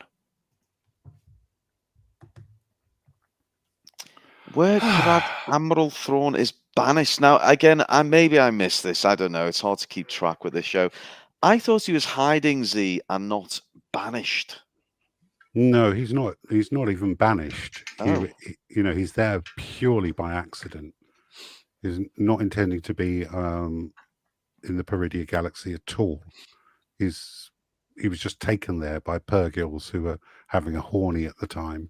So they transferred him over there, along with Ezra and a Star Destroyer or 3. Who knows what havoc they've been causing in that galaxy? Well, but it does look far, far away. It does. Kippers, you about? Waylon Bocephus in the chat for $1.99. I bet Ava Braun would like Ahsoka. Who's Ava Braun? Ava Braun. Was that not? Was that not? I'm tiptoeing around this. Brown, Mr. Hilter, isn't it? Yes, Mr. Hilter's Mrs. That's right. Girlfriend. Yes, who got married just before that. Yeah. Um, 1, by the way.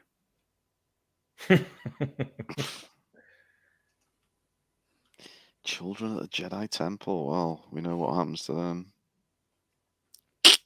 Get trafficked. I feel the path forward is clouded. Oh, of course it is. Ray Stevenson chewing it up. Brilliant. Morgan. A mysterious voice. Morgan. Do you like them a little bit witchy, Brown?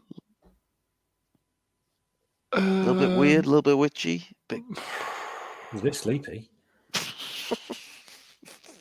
Well, it depends what she's cooking in her cauldron, if she's a good cook or not. Oh, that's important to you, is it? Okay. Was that a euphemism, Brown?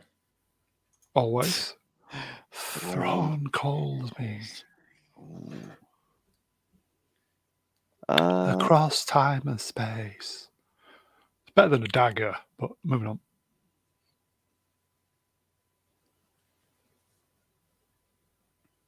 The threads of fate do not lie. The pennies just dropped for Smilex. He says, "Oh, I get the title reference now." Yeah, Smilex, keep up, will you, man?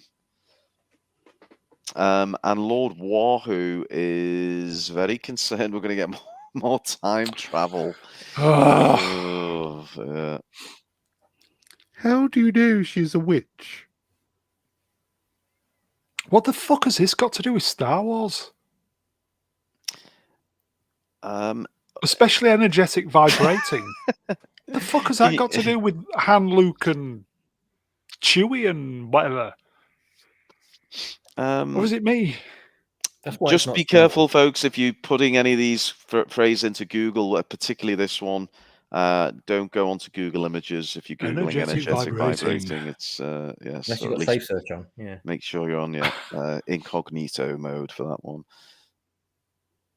Vibrating ends. Vibrating ends. How disappointing. God.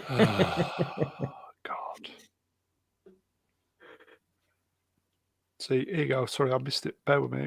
Chat. Eye of Sion. I genuinely love seeing new people. Kiplin, you about? Dan the Ham in the chat says, nothing.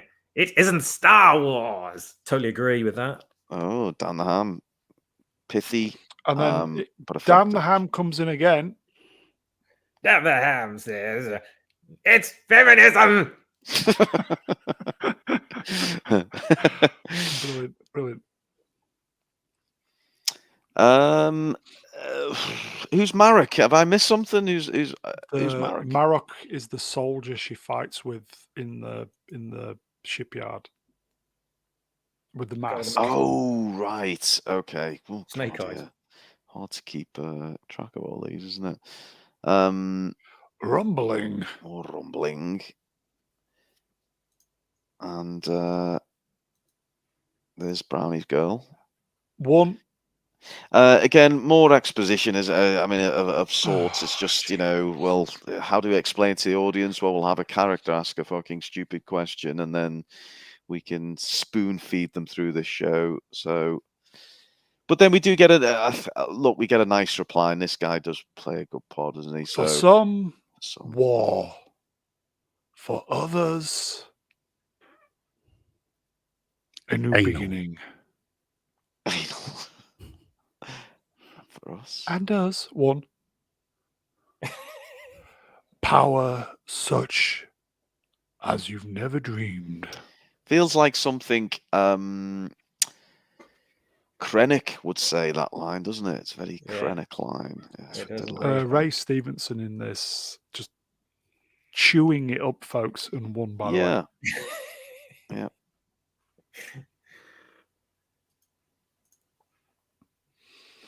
Go to Corellia, assist Morok with the final transport.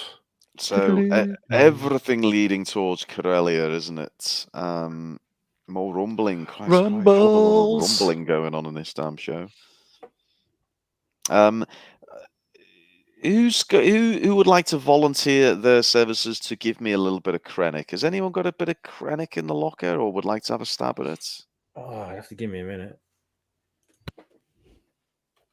There's the quote I've got for you, swappers. Black lives or black votes. We're on the verge of greatness. We were this close. I love Krennic. I really did love Krennic. Rogue One. Swappers, more while and you're more up. of an anomaly. MJ UK 84 for £2 in the chat. Marek and Jalad at Tanagra. Oh, thank you, mans. Thank you, mans. Ooh, Very good. Season 5, Episode 1. Dan the Ham is back, and he really has got some astute observations. He says the villains gives this show some sort of boring life, and it's true, isn't it? I think if you were to take the two main villains out, it really would be a bore fest, wouldn't it? It would. Yeah. I will say again, that's a cheeky look at that. Mm. Yeah, that's a cheeky look at that.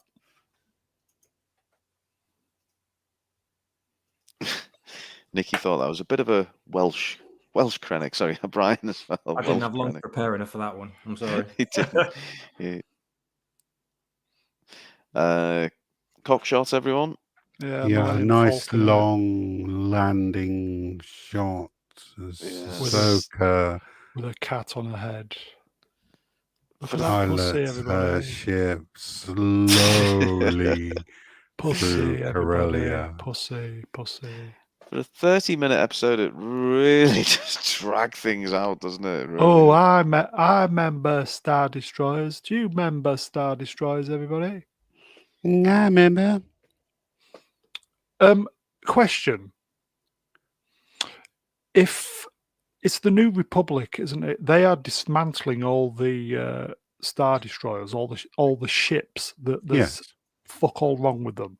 Yes, Why don't they just recommission them? exactly. Why not reappropriate the Star Or is it me? Destroyers as a peacekeeping fleet Mm. instead of breaking them down into smaller, less efficient ships? These are the ships that the Empire took over with.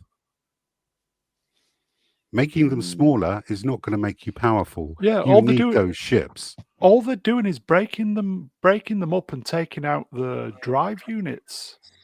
It's just bonkers.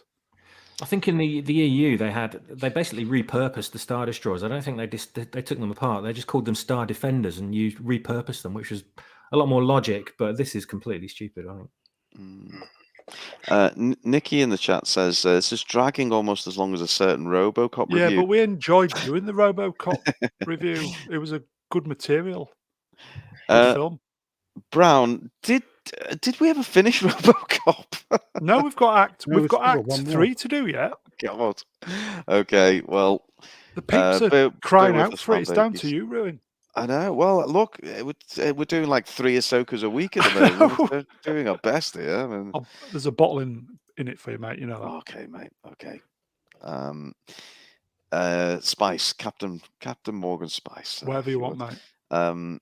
It's great. So but we they get renamed them like what did you say they were called? Swappers? In the EU, they were called Star Defenders. I'm not sure what they're Star calling this. Defenders. Yeah. Yeah. That's like in Mando season 3 when they renamed the Mind Flayer.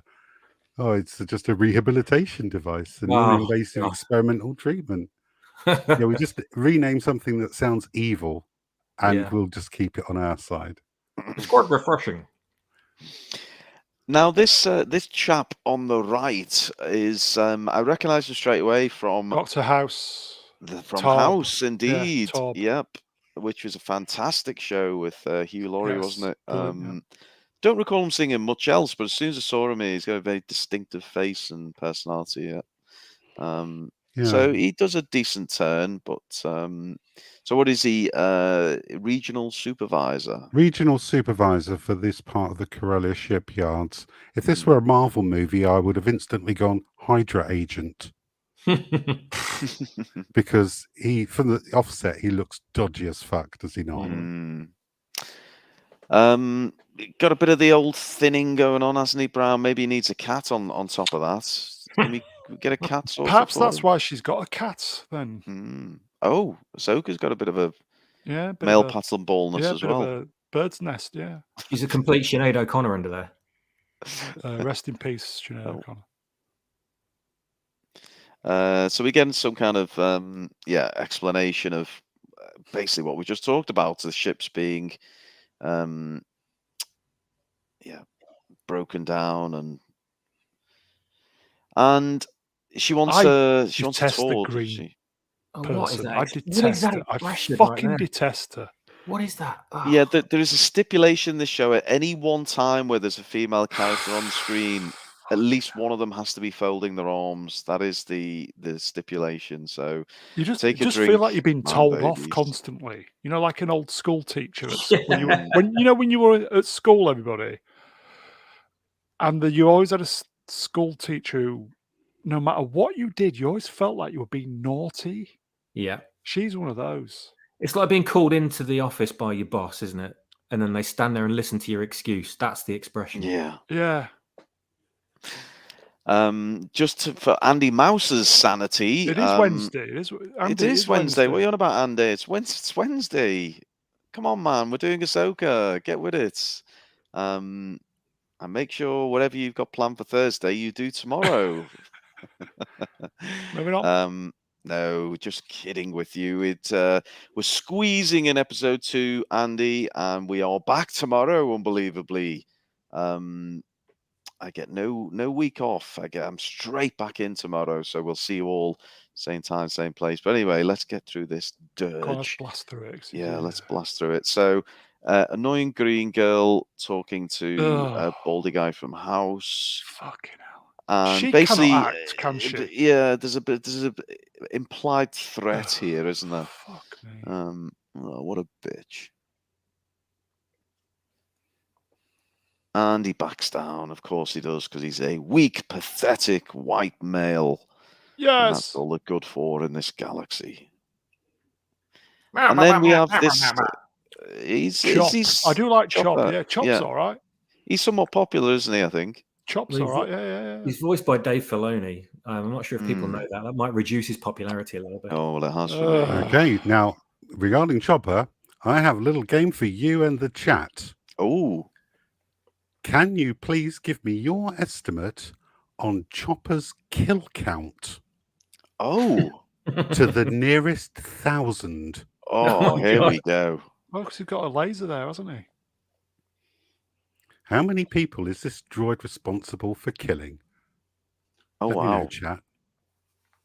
Okay, we'll let the chats have a little. Okay, they've already started. 69. No, we're getting a lot of 69s. Z, can you read this one? Bear with me. Cider Feet in the chat says, earphones, everybody. 1 billion. We got a few 1 billions in the chat. Yeah, very good. All doing it. Let's see what else we got. Another 1 billion. No one's taking it seriously, are they? We have a winner. Actually. Oh no. We have, although he's only 16 out. It's the Biker Rex with 50,000. Oh, this one? Yes. Chopper is actually responsible for 50,016 deaths. What? 49,997 of them are through a single act of sabotage. Without a doubt, he is the droid in the Star Wars universe with the highest kill count. Wow. What, genocide. Unbelievable. He's a fucking maniac and should be on trial.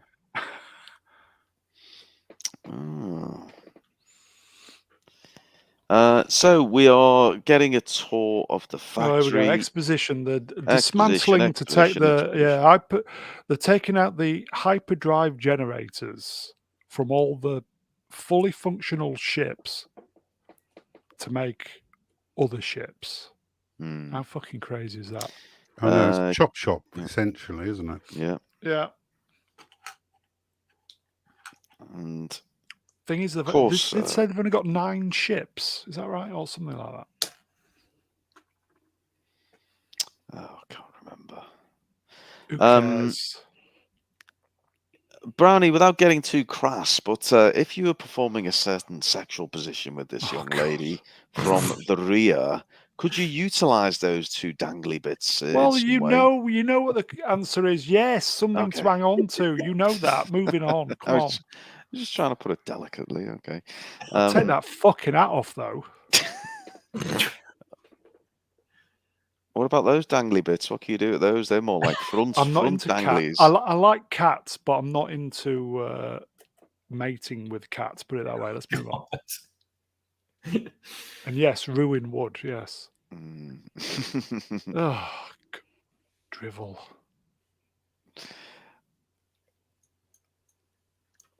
Oh, the average worker doesn't care about the nuances of galactic politics. Do they? Oh God, give me George and his taxation Politics. Yeah. I'm Yeah, a so he's businessman, general. My loyalty is to my investors. Come on, let's blast through this. Yeah, it is. Well, it's a really turgid, Wonderful show, this, isn't it? CGI. Yeah, looks good.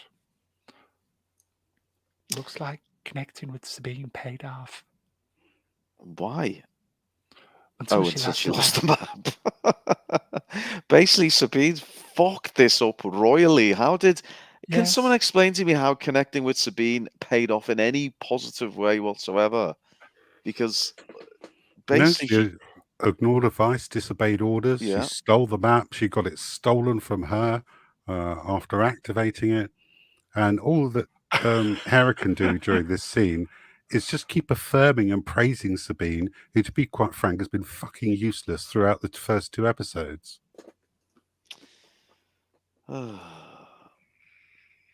Yeah, Lord Wahoo, I'm with you on that one. There was something strangely alluring about all the political chat of the early shows.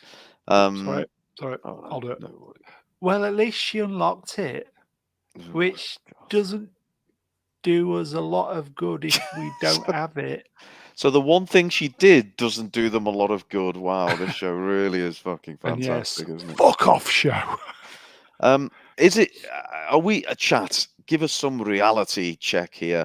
Are we being overly harsh, or it really is as bad as it seems? Especially the beautiful women who are watching this in the chats. Are we being just toxic man babies over this? I thought the opening episode problematic, of course, but the opening 10 minutes was quite engaging. I thought the introduction of the new bad guys was good, and I think if they'd have killed Sabine, then it would have been a fairly perfectly good episode. But this has just gone down the pan. And we get to the real thing she's been trying for, which is get her back as your apprentice. Here you go. Oh, sorry, chat moved up. Amelia Bedelia, tough but fair. Please tell us if we're out of order. Yes, we don't want to hate it. A couple of people are mentioning at least the first episode had arse shots. I know. Indeed, there are no arse shots in this one. Here you go, Princess Fiona. This show makes me want to become a serial killer. This show turned me into one. Kaz H, no, Sabine fucked up big time. She did. Completely and utterly.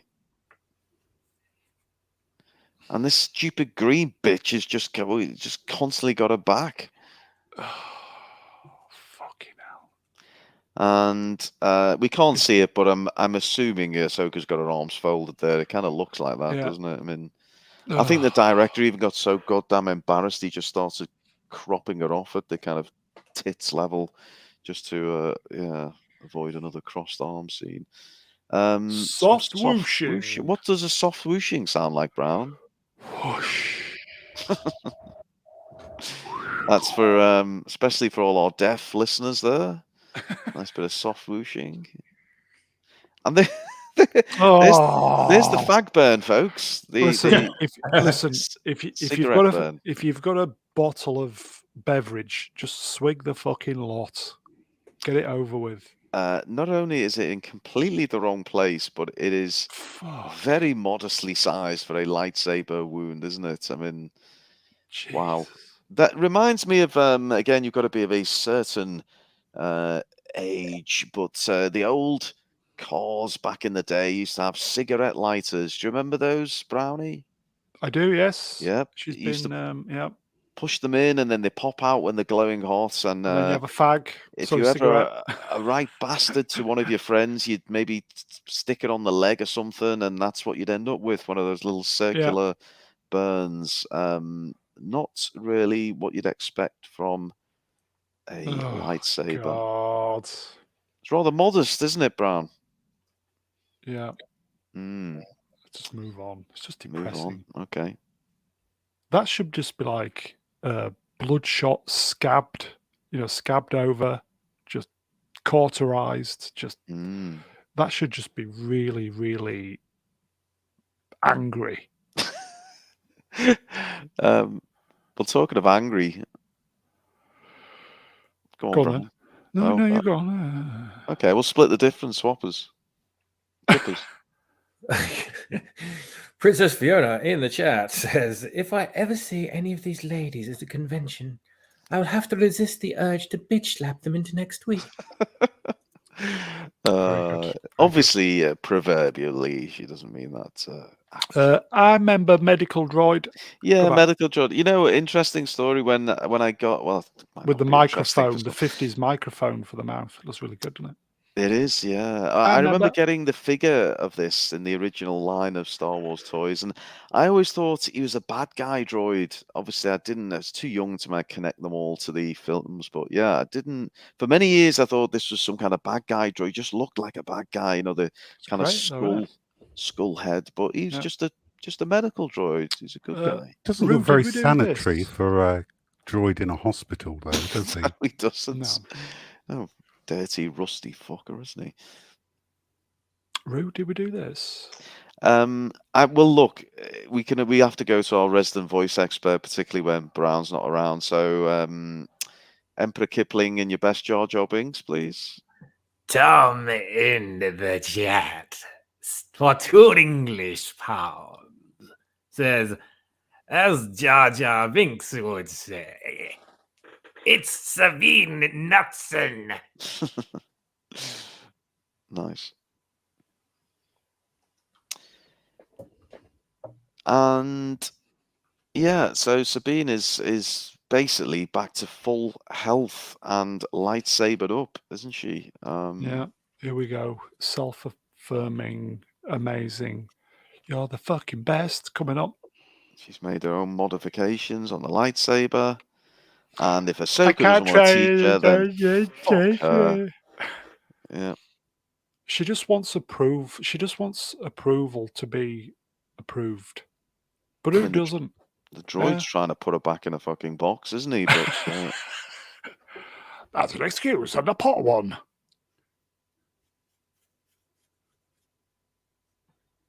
Hey, she quit on me.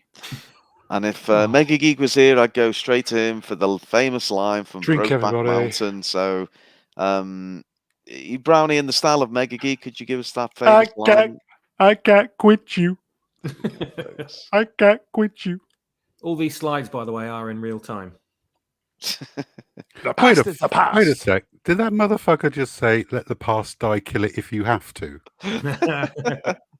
Oh, it's brilliant. I'm inspiring everyone.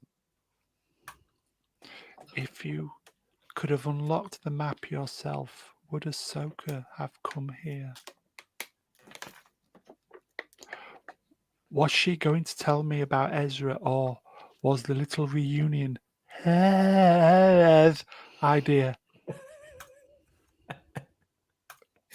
You're welcome, by the way. General Greenbitch thought your insights would be valuable. Her insides were valuable until she had that lightsaber shoved through. She doesn't want me back. I want you back. Oh God.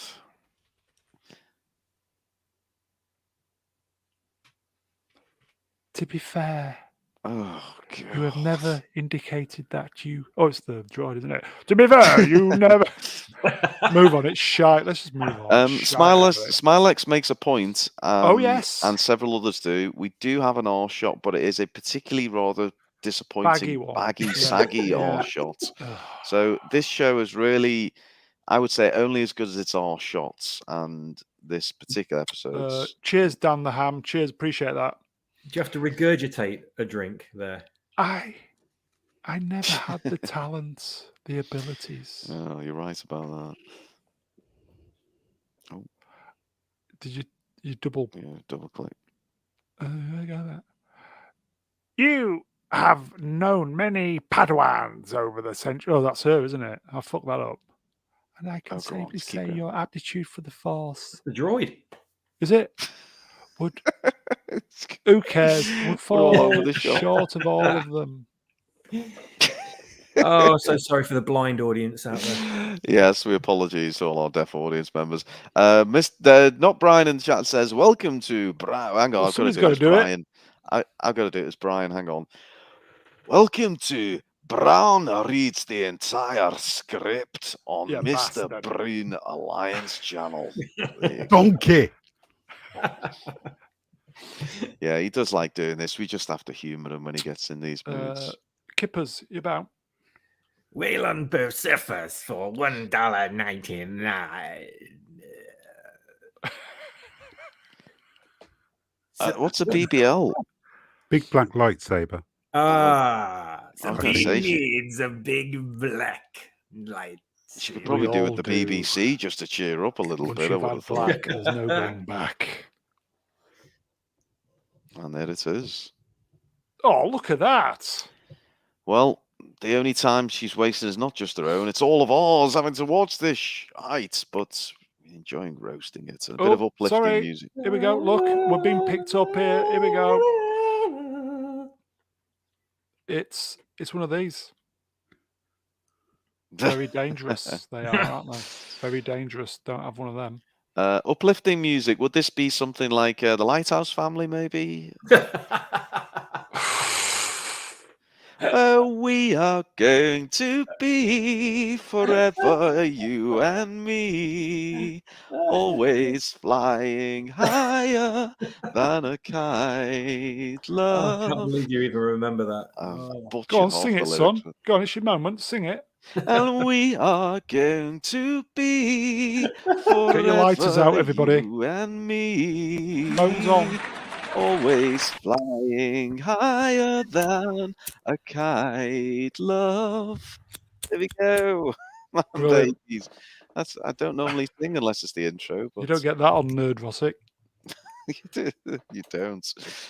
Anyway, enough of the dildo chat. We go back to House MD. Oh, Yeah. my favourite part of the episode. Oh, I'm looking forward to this, Z, getting your reaction to this.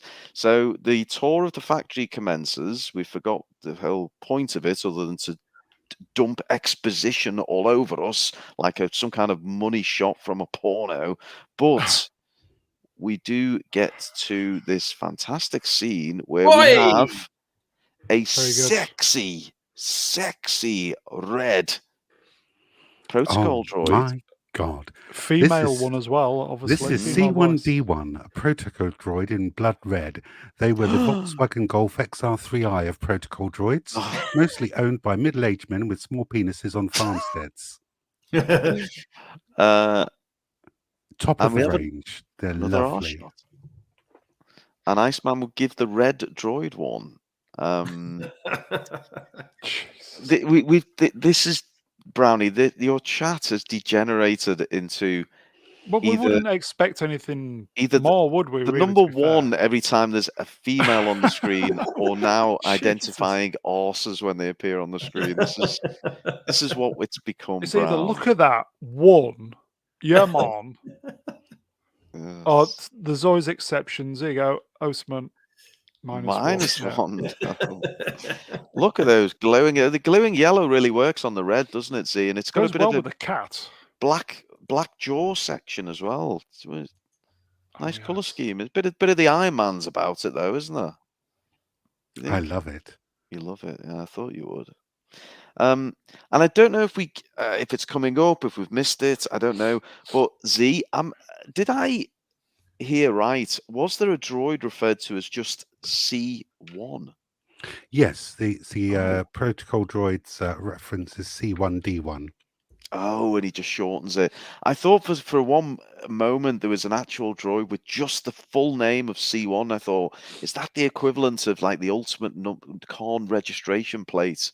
Like whichever droids bag that one, just C1. But Is there a droid called C-UNT? Moving on.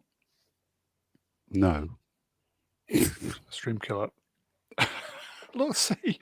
yeah, they're trying to eke it out in the chat for you. We'll just leave it at that. Few all shots for you there, mostly droids though. Sorry about that, man, babies. That's a great shot. It's a good shot. It is a good Just shot. just wasted on the dialogue and the story. And you've kicked off a load of suggestions for horrendous God. number plates in the chat. Well done, Brown. There you go. I like this one.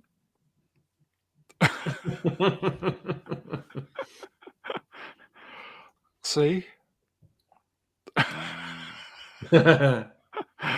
Oh.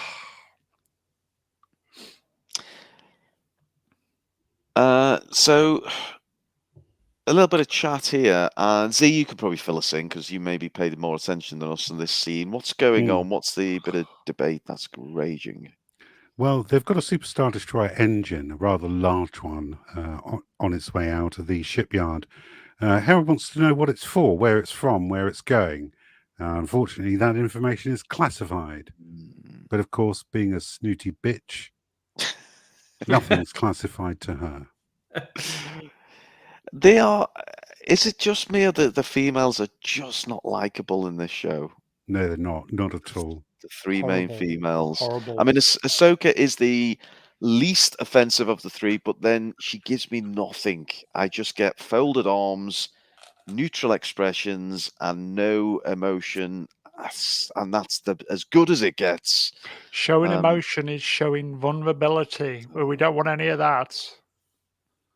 Moving on. Oh, and she's really putting her foot down here, isn't she? Why don't you just take the pad and unlock it with her authority? Do that. Just take it from him. With her authoritar. Dan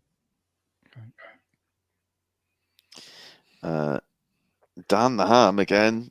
He's really on form. He says she's so entitled. OMGGG. Write the character this bitchy. It's a good point. I think Princess Fiona's been triggered as well.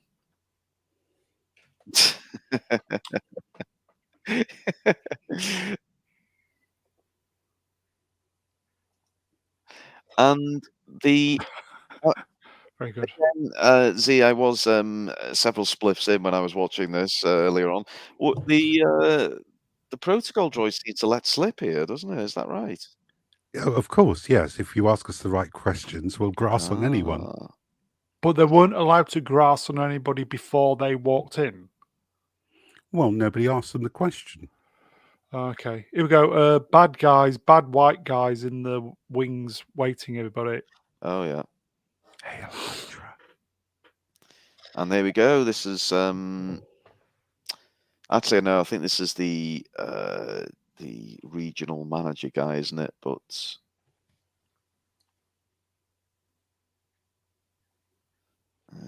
what?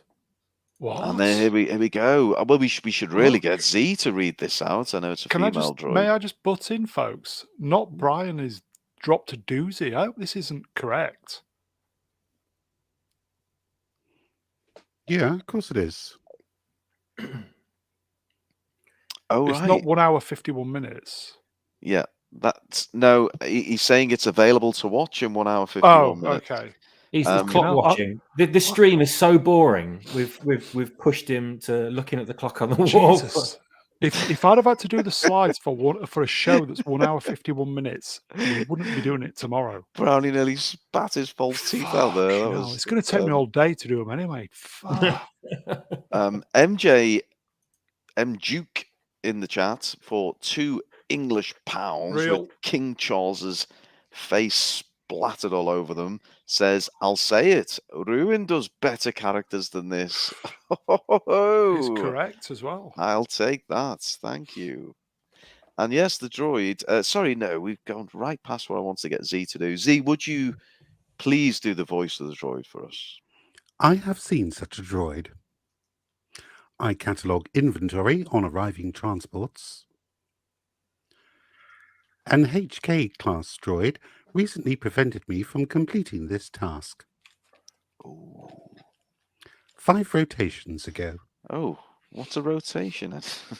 Days. Days. Why didn't you log a report? The droid carried a high-level security clearance. I believe it is departing on that transport. Oh. Coincidentally. And there we go. Ship engine igniting. I like this from Jay Goodwin. Where is it? He says, give Filoni credit, his bowels are impressively regular. He plops one out once a week at the same time.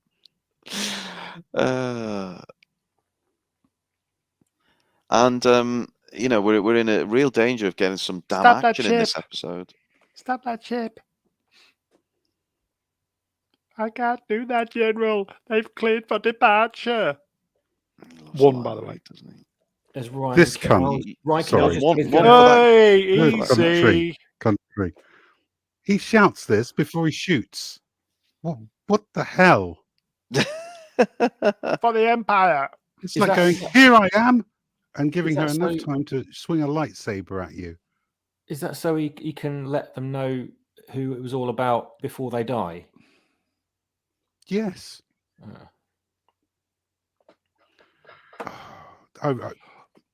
That Light- really agitated me because Lightsabers yeah. igniting. Mm. Blasters firing. Pathetic. sorry for the bomb. You will be grunts. Grunting. Grunting. Grunting is the only way they can describe this. This next one I had problems with. Grunts. Go on. Next one. Grunting. Just leave it there. Oh, no, no, up no, the go arse back. shot. No, no, no, Up the no, arse no, corner no, there no. for all you man babies who read the viz. You like that one? That's I why bet his you- eyes are lit up. Z, are you getting Vietnam flashbacks from Uncle Owen here? I am indeed. It's most arousing. I think I have an erection. Just go back.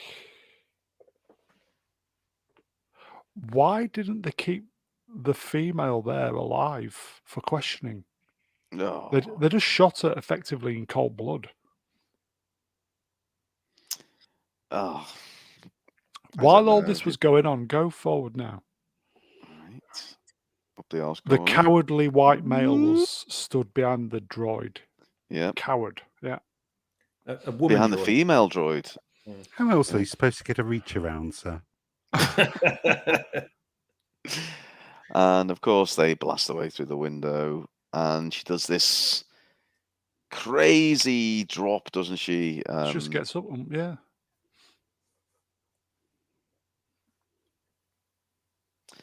And did anyone else pick up on how Run, ridiculously Forrest. slow she runs? Run, I mean, Forrest. we She's really at this point we really need a Star Wars race. We need young Princess Leia. We need Gonk Droid because he's quite slow, isn't he? We'll have Ahsoka. Any other suggestions for people to take part in the slowest 100-yard dash in the Star Wars galaxy? Maybe we'll have just the top half of Darth Maul. He would be quite slow, wouldn't he, without the legs? Or Anakin Skywalker after Mustafa. Yeah, Anakin Skywalker crawling his way. I hate This you! is making a fantastic race, and yeah, she did look every bit of 45-year-old woman here. Jabba as well, yeah. Yeah, Jabba could go. Yeah. I don't understand it. She's a Jedi. Surely we know Jedi can use force speed. Why the fuck? Why don't she do that thing that Darth Vader did in the last season of Obi-Wan and just use force powers to pull the ship back? Yeah. I thought I was so remiss of me. I did forget. I'm not course. going to lie, because she used that trick on Darth Maul in the final episodes of the Clone Wars. So I don't know why she's not using it here. She can actually pull a ship back So, Oh, I- well said, M. Duke. Lizzo, how could I forget? Yes. Lizzo would have to be part of that race as well. There you go. Tom. Hello, Tom. Little Grugo. Oh, that little fucker just somersaulted his way to victory, wouldn't he? At this point, when I was watching this episode, I must have fallen asleep. When I woke up, I thought I was looking at the Knights of Ren. I got all excited for a moment. But that said, I do quite like this character's design. It is very old school, medieval, old Germanic armor. I did quite like it. You got excited about the Knights of Ren, who you unceremoniously excluded from your film. Yes, well, anything to wind up old JJ. So here we have what's his name? Chopper. Woodchip Chopper. Yeah. Engines And- powering up. Why has she So- got two big green tentacles coming out of her head? Oh, you've never raised that point before. It's probably worth at least a 20-minute conversation. you can So hold is on it to me or is- something when you're taking her from behind. There you Ugh. go. We've covered it, Brad. She is Oh a my thoroughly God. unlikable character, yeah. Yes. She Or is isn't it- in the or is it animated me? series. She's actually a very well fleshed out character. Engine revving. There's absolutely no reference to her son in this at all, is there? No, she's got a son, Jason Sendula, who should be about 4 years old here. At least. Yeah, I noticed Yeah. that. Yeah. Yeah, Who indeed. No, this is about 9 years later. Yeah. So he should be 9 years old now. So, but no sign of him. But she's obviously too busy doing stuff to be a mother. I mean, the continuity in Star Wars now has gone so utterly fucking ridiculous. They should have just had young Han Solo terrorsing around in his speeder in the background, just to completely fuck with our minds over what we're looking at here, because nothing made sense anymore. Chris in the chat says, "Who could forget the 13 seconds of Knights of Ren screen time?" Well, But know, what a 13 seconds. I certainly forgot about them. And of course, Duke, I do like a slow chase. I really do. Tense. Tense music. Music. What would that be? Place. What would be good tense music? Theme tune to Carry On Camping. Yeah, I was thinking, camping's intense. Yeah. Moving on. Lightsaber. No, I that's mean, wrong, actually. That should be lightsabers. Yeah. Lightsabers. Even the audio descriptions are wrong. Lightsabers igniting. Unless they say it twice. No, they don't. Okay. Nice wide shot. She's got a hell of a squat on her there, Brown, hasn't she? What do you make of the? She's just nipping one off. Oh. Okay. Dan the Ham hated this fight. I will say it's really great to see everybody in the chat tonight, especially the newbies, and just fantastic. So I'm so honoured. I'm getting emotional. I'm humbled. I am humbled. Oh, did you get the slide with her doing the phenomenal Jedi spiral in the air that she just leaps and does this dynamic twirl? Oh, I think was it between that and that? I think It we may have was. missed it. Yeah. MJ has made a suggestion. Oh, thanks, Lordy. Fight like an Egyptian. Very good. I've lost it, but basically, MJ was saying in this scene, Fight like an Egyptian. there it is. Taking a huge shit. Just empty. Did you actually pay any nipping one off, attention during this lightsaber fight? Because there were so many openings. Yeah. A Padawan would have won this. Yeah. And then the other guy just stands around and waits. As well. Yeah, and does some large sweeping lightsaber noises. Another first timer in the chat, Casey. Hello to Casey Lawrence. Oh, First hello. time. Good to be here. Come back again, Casey. Come back tomorrow, even. We're doing the next episode tomorrow. We'll be Christ. thoroughly drunk tomorrow. I can tell you. Anyway, we've got a bit of action. Let's get back See, they to got it right now. Lightsabers clashing, everybody. Clashing. Nice big wide shot there. They one of the engines. Top special effects. the slaves in the back room doing 16 hours a day, 7 days a week, earned every penny. Grunting. Great, I love it. Grunting.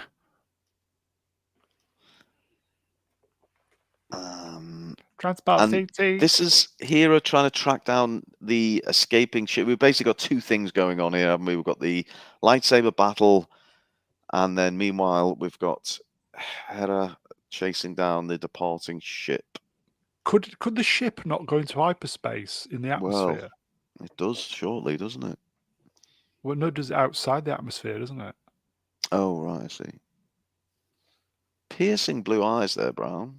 They don't look right at all, do they? Yeah, it takes me straight out. And obviously the pair of bollocks on her head. Would you prefer if she put the bollocks over her eyeballs? I wouldn't even prefer her if she put your bollocks over them. Moving on. At first, when I saw this pop up on screen, I thought I was looking at some kind of weird AT-AT walker, but it's kind of placed on top of the ship, isn't it? Yeah, I have a question as well. Go back. Okay. In fact, sorry, I'm going to take this over a little bit. Sorry, guys, because when I was doing the slides, I was seething. Why there's 4 there's 4 gun ports there. Why are they only firing one at once? Anybody know? I'll defer that to the chats because I've got no goddamn idea. Probably because they'd blow Hera out of the stars and then the episode would be over. Yeah. And also another little point. Now you can proceed, Ruin. Sorry. Okay. If those are energy weapons, just effectively just a laser, why are they exploding? Why are the lasers exploding at nothing? Yeah. They shouldn't. They should just dissipate Keep going, if they run yeah. out of energy, or just keep going. They should hit the water. So why are they kind of like, why are they exploding just before the ship? You know, like chaff. Is it? Chaff. Chaff as well. So drama can happen. Grunting.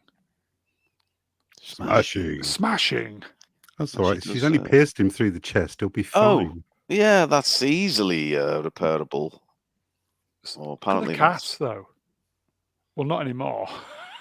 Chopped him in half. If anyone's okay with having the lightsaber through them, it should be a droid, not a human. But she did chop him in half. So here you go. Laser flak. That's such bullshit.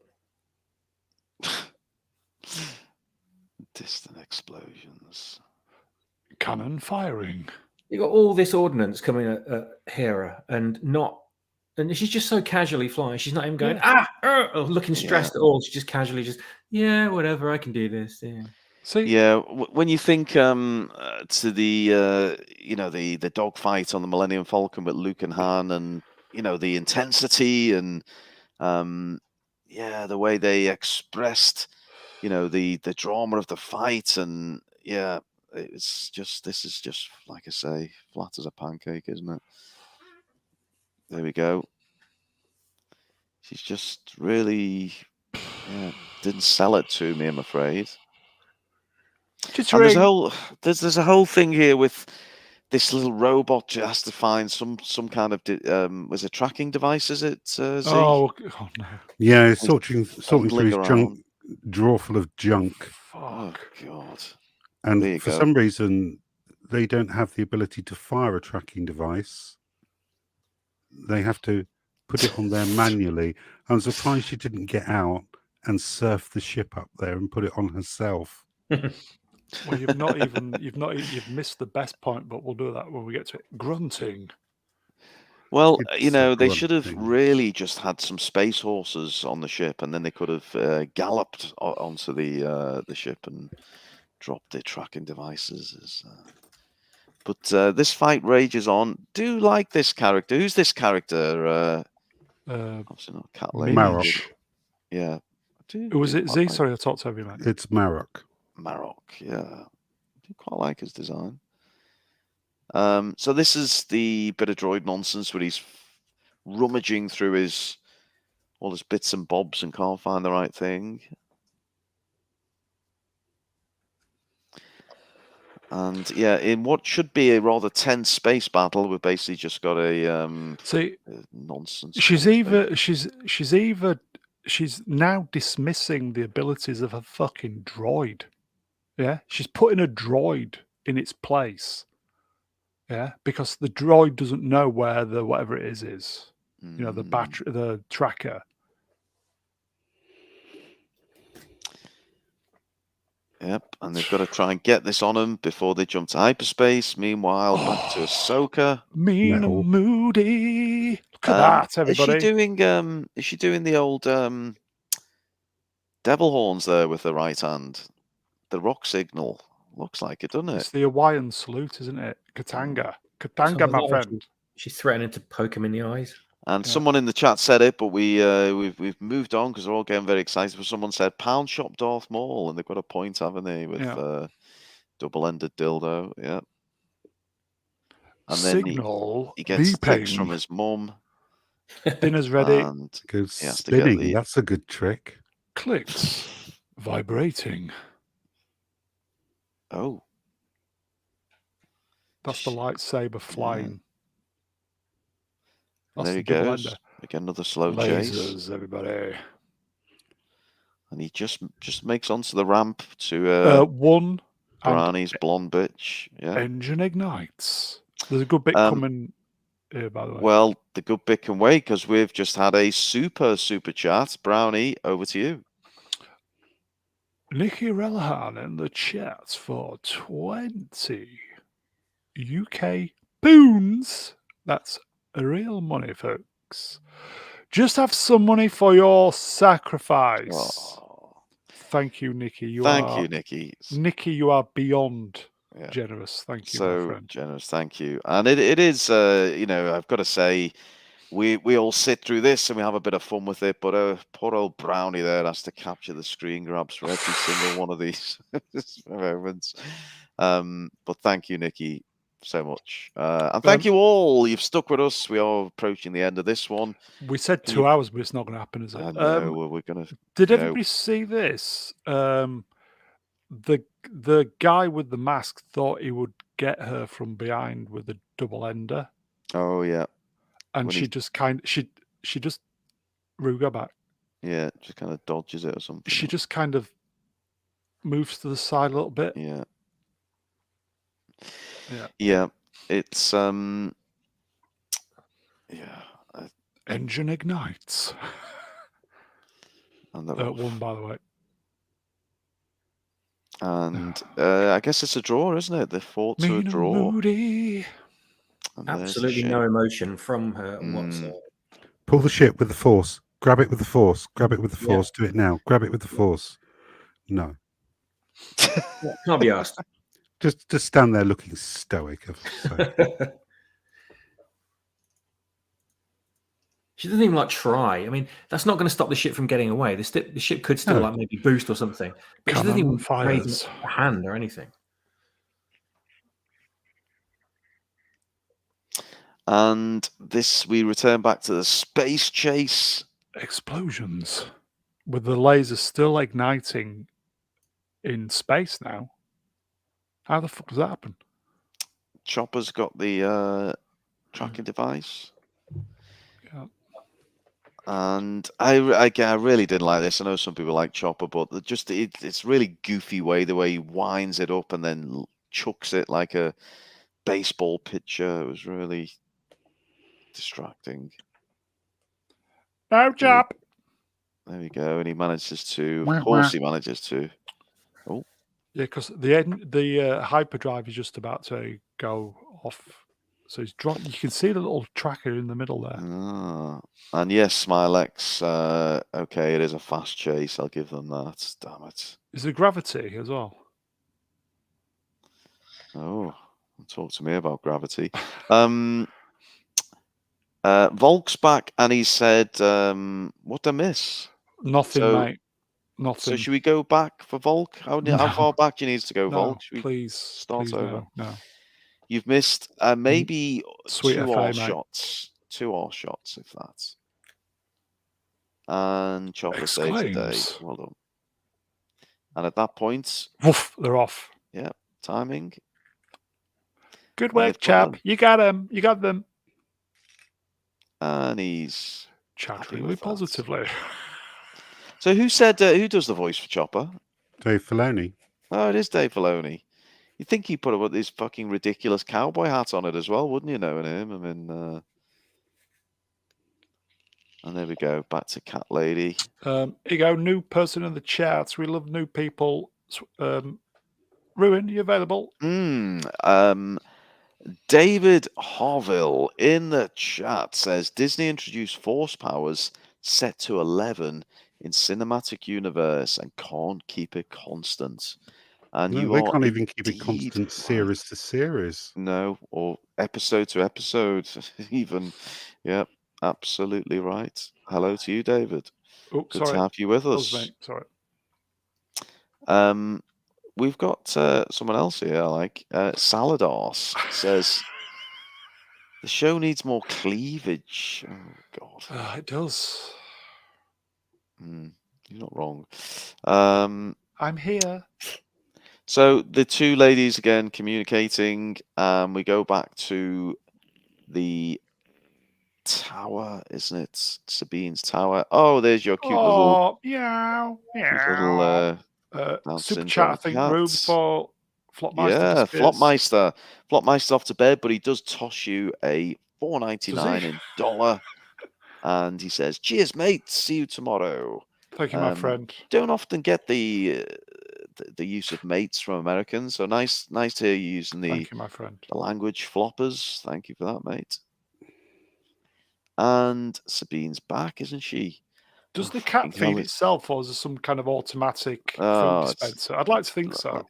Yeah. Yeah, so here you go. Punchable face, literally at the same time I'm saying it. That's all we care about. Who fed the cat?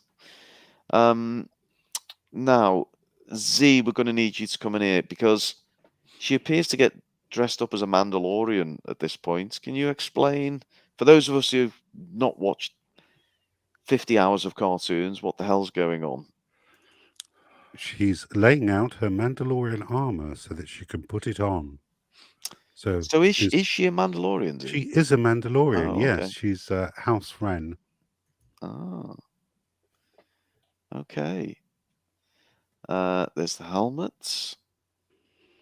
And for some inexplicable reason, she decides maybe she doesn't want all that coloured hair popping out from underneath the helmet. She decides to give herself a little trim. Oh, look at that. Does a remarkably good cut as well, just for a blunt knife, doesn't Yeah. she? Instinct, crowd, chattering. So, old House MD is marched off with the other traitors. There they go. Whitey, arrested. Go back. It's the geezer out the Millennium Falcon with Nine Num. Yeah. Yeah, a little bit. Looks like him, yeah. Good spot, Brown. So, they're asking for an update. The tracker. Just a question. Do you think there's actually a decent story in here somewhere? Because I thought that a moment ago, you know, when she was doing the Mandalorian stuff, I thought, okay, there might be actually something half decent here, but it's just, again, the execution. Or is it me? Chat, what do you think? There's something half decent in here? Or is it me? No, it looks great. It looks fantastic. And the music is good as well. The only problem is the script and the delivery, which are absolutely bloody terrible. Fucking, I think it's just me then, folks. Sorry. Chat's lit up with nose. Yeah. No, I'm struggling to. Yeah, I think Z's pretty much hit the nail there. They've got some good cast. They've got some good visuals. Never a problem with the talent they have and the budget, but it really is a lack of a coherent compelling story. It's laughable. Z, you available, mate? I am. Hostman Socrates in the chat says it's stealing from Heir to the Empire and Knights of the Old Republic, so they had a decent story. Yeah. Yes, they absolutely did have a good story. Unfortunately, it didn't turn out that way. That's a no then, folks. Sorry. Is it Hey, no? look, we got Tim in the chat. Hey, Tim. Hello, Tim. Hello, it's Tim. And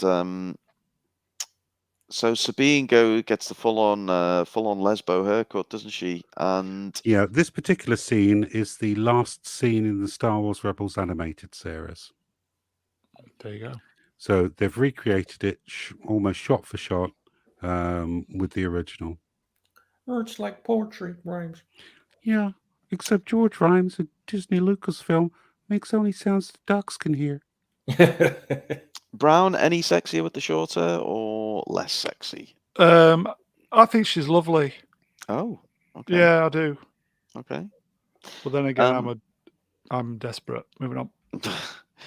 Common people in the chat for 20. Stop the press. It's 20 English pounds of real money, says, how have we not heard Ruin's cover of Weird Al's cover of Don McLean's American Pie? Or have I missed it? I usually go out and punch a pigeon when he starts singing. Oh, wow. I'm so pleased to be inspiring you, common people. And yes, please punch a pigeon from me as well next time. Don't forget we're doing Peter Andre tomorrow. Yes, Peter Andre tomorrow, folks. Don't to kick forget. us off.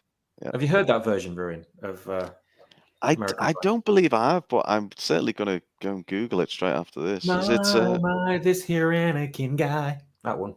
Oh, is that the one? Is it?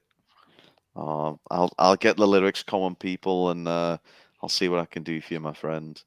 And here's this dreadful mural, which harks back to the. Is that the cat in the background, or is that just some other random cat? It is the cat, right? Okay. And Ship landing. And it's Ahsoka. You can just feel it, can't you? It's in the air. Yeah. At this point, you know what? At this point, I really wanted another long dialogue scene between these two women. That's what I really wanted here. But Ahsoka in this scene, she's Ahsoka the Grey. Later on, she'll get killed and come back as Ahsoka the White. Ah, there we go. What? So bye, Miss American Pie.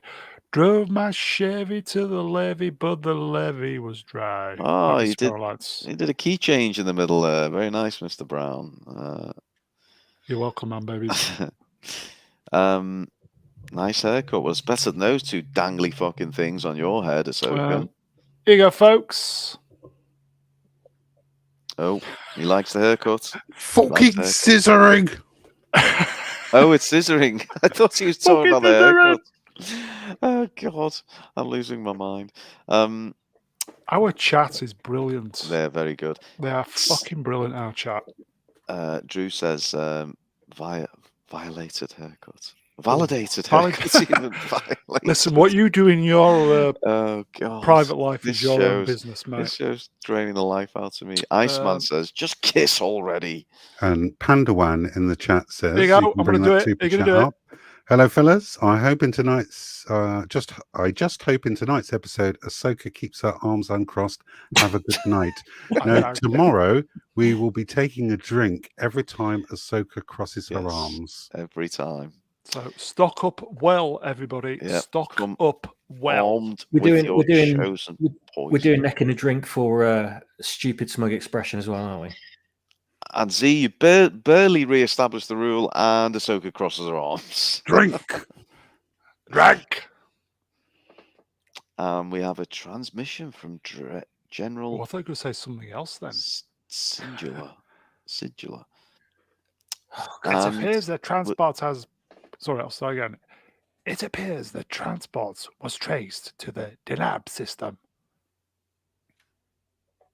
Well, So we're going to the Denab system, everybody. Are we watching a bloody what's his name movie? What, a Star Trek movie? Porno movie? No, that guy. What's his name? He's been parodied a lot recently. He did Asteroid City. That guy. Wes Steve Anderson. Wes Anderson. Wes That's what it Anderson. looks like. Yeah. Take us out. Here we go. Proper lesing off moment. Padawan. Oh. Oh, Where's her braid? Well, she hasn't got a braid. She cut all her hair off. she's been approved, everybody. Hyperdrive. Engaging. I remember Hyperdrive. Engaging. Sinister music plays.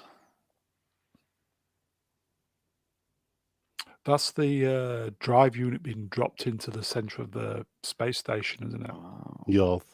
Yeah.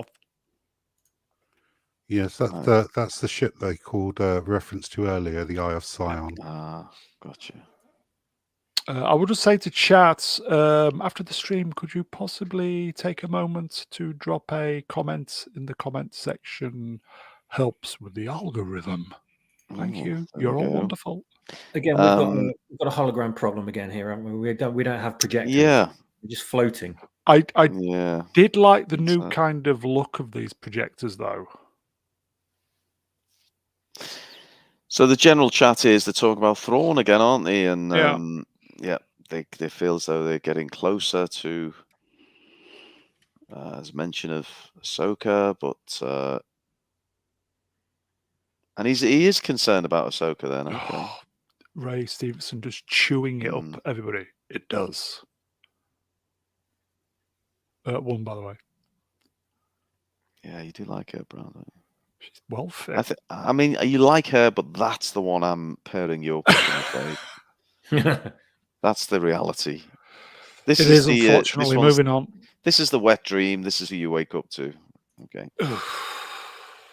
Moving on. And her presence in the Force is elusive. yeah, because of course he is. Is he Force sensitive, or is he more than that? Is he actually Force he's wielding? definitely Force sensitive. Yeah. The I chat's mean, going mad. Sorry. Yeah, absolutely. Go mad, chat.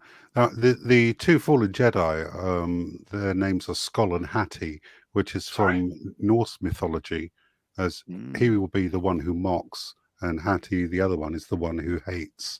And there are two wolves, which is another commonality with the planet Lethal. Terrible.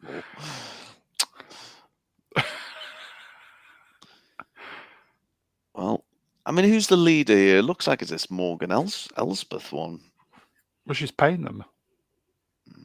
Calling the shot. They're Jedi for... There are so few Jedi left. Well, we keep hearing this, but they keep popping up, aren't they? Like that fucking flushable turd that just won't flush. Sentimental? Truth? It's fucking great in this. Yeah. I mean, at least that dialogue's short and to the point. I'll give Yeah, it he's that. not even... He's hardly doing anything, and he's just streets ahead of everybody else. Oh, yeah. Oh, and it's What's a wrap. it? God damn it! Well, we didn't do it in 2.5 hours. We're not too far off. It's not too bad. So look, let's do a quick wrap up because we all need our beauty sleep because we're back here again in less than 24 hours. So let's go to Swappers, or as he's now known, Kippers. What did you make of tonight's episode, Kippers? Give us your final wrap on this. It's about the same as last week, I think. It's very sort of very humdrum, slow, tedious. Although there was that video game console that was in there, which got my attention. It made me curious as to find out what's going to happen next, mainly because of Ray Stevenson's involvement. And I like a good, floaty, transparent CGI map. Oh, that's it. Okay. Larry. Hey, hello, Larry. Has tossed us $10 and said, "Made you look." Cheers, Larry. Like I all the remember arm Larry. shots. He and does the that rest of it. occasionally. Cheers, Larry. Thanks, Larry. Thank you very much. And Z, what did you make of it tonight? Better than last? Oh, sorry, swappers. We're going to need an official rating. And chat, don't think you've got away without leaving a rating for this episode. Is it out of 10? It's out of 10. 4, maybe You go 4.5. Okay. Yeah. Z, can I get your thoughts on tonight, please? Oh, boring. Boring. As I said last week, I saw it advertised on Twitter as boring women in space, and it couldn't be more accurate than this. I, for one, am getting sick to the back teeth of magical maps that lead to the bad guy. Had enough of that in Rise of Skywalker. I just really don't want to retread it all again. Yep, and for God's sake, can these actresses learn how to emote? They're so plank-like, it's not even funny. Gal Gadot would give them a run for their money when it comes to acting. I mean, it's this point, it's making Rey look like a fabulously rangy character, isn't it? Yeah, I'm going to give it a 3 out of 10. A 3. Oof, a brutal 3. Brownie, then, let's have your final thoughts. It is the same comment every week, folks. It looks fantastic. The production, the VFX people are just earning every penny. But it's only as good as the script and the actors, and it's just shite. It's just falling short where it needs it. Yeah. 3 for this one. I am inclined to agree, and it's a 3 from me. I was struggling on this episode, really was. I thought the whole recovery from the lightsaber, what should have been a lethal lightsaber, or the lack of any significant recovery. I mean, she was absolutely fine, and it just got worse from the strange-looking cat was about the highlight, maybe. Yeah, cat. The cameo from the guy who used to be in House, but I'm reaching, man, babies. I can't find much else. There was for a much shorter episode, there was not much fucking happened. In not from my end, it wasn't. Yeah, no, I know. But look, let's hope for better tomorrow, because we'll be back tomorrow. Look, here we go. Look, yes, here we go. Here we go. Oh, sorry. Oh, that was me. Sorry. Oh, Boomer. You've already got it queued up. Wow, there we go. Tomorrow, episode 3. So we'll see you all back. Go get your beauty sleep. Go get the drinks in, because we're playing a big drinking game tomorrow. And it just leaves me to say thank you to my retrobates. Thank you, Kippers. You're very welcome, Ruin. I can't wait for tomorrow with more slow, bloody sequences in this bloody awful show. Well, we'll get through it together, swappers. Thank you to Z. Your knowledge, as always, impeccable. I hate myself. I hate you. I hate the chat. And I hate this series. I can't wait for tomorrow. We're pushing Z over the edge. And finally, for the many hours spent crafting the visuals for tonight, thank you to the man with the keys, Mr. Brown. Thank you, chat. Wonderful, as always. Fellow panelists, really great. You took the time. Ruin, top job as usual, my friend. You're welcome, and thank you to the chat, of course. You've been top-notch tonight. We'll be back tomorrow, same time, same place, 10 o'clock. Leave a comment. To do Ahsoka episode 3. Let's see if it can turn a corner. Probably not. Until then, man babies, I bid you all nightmares about cats on your heads. Ooh, timing.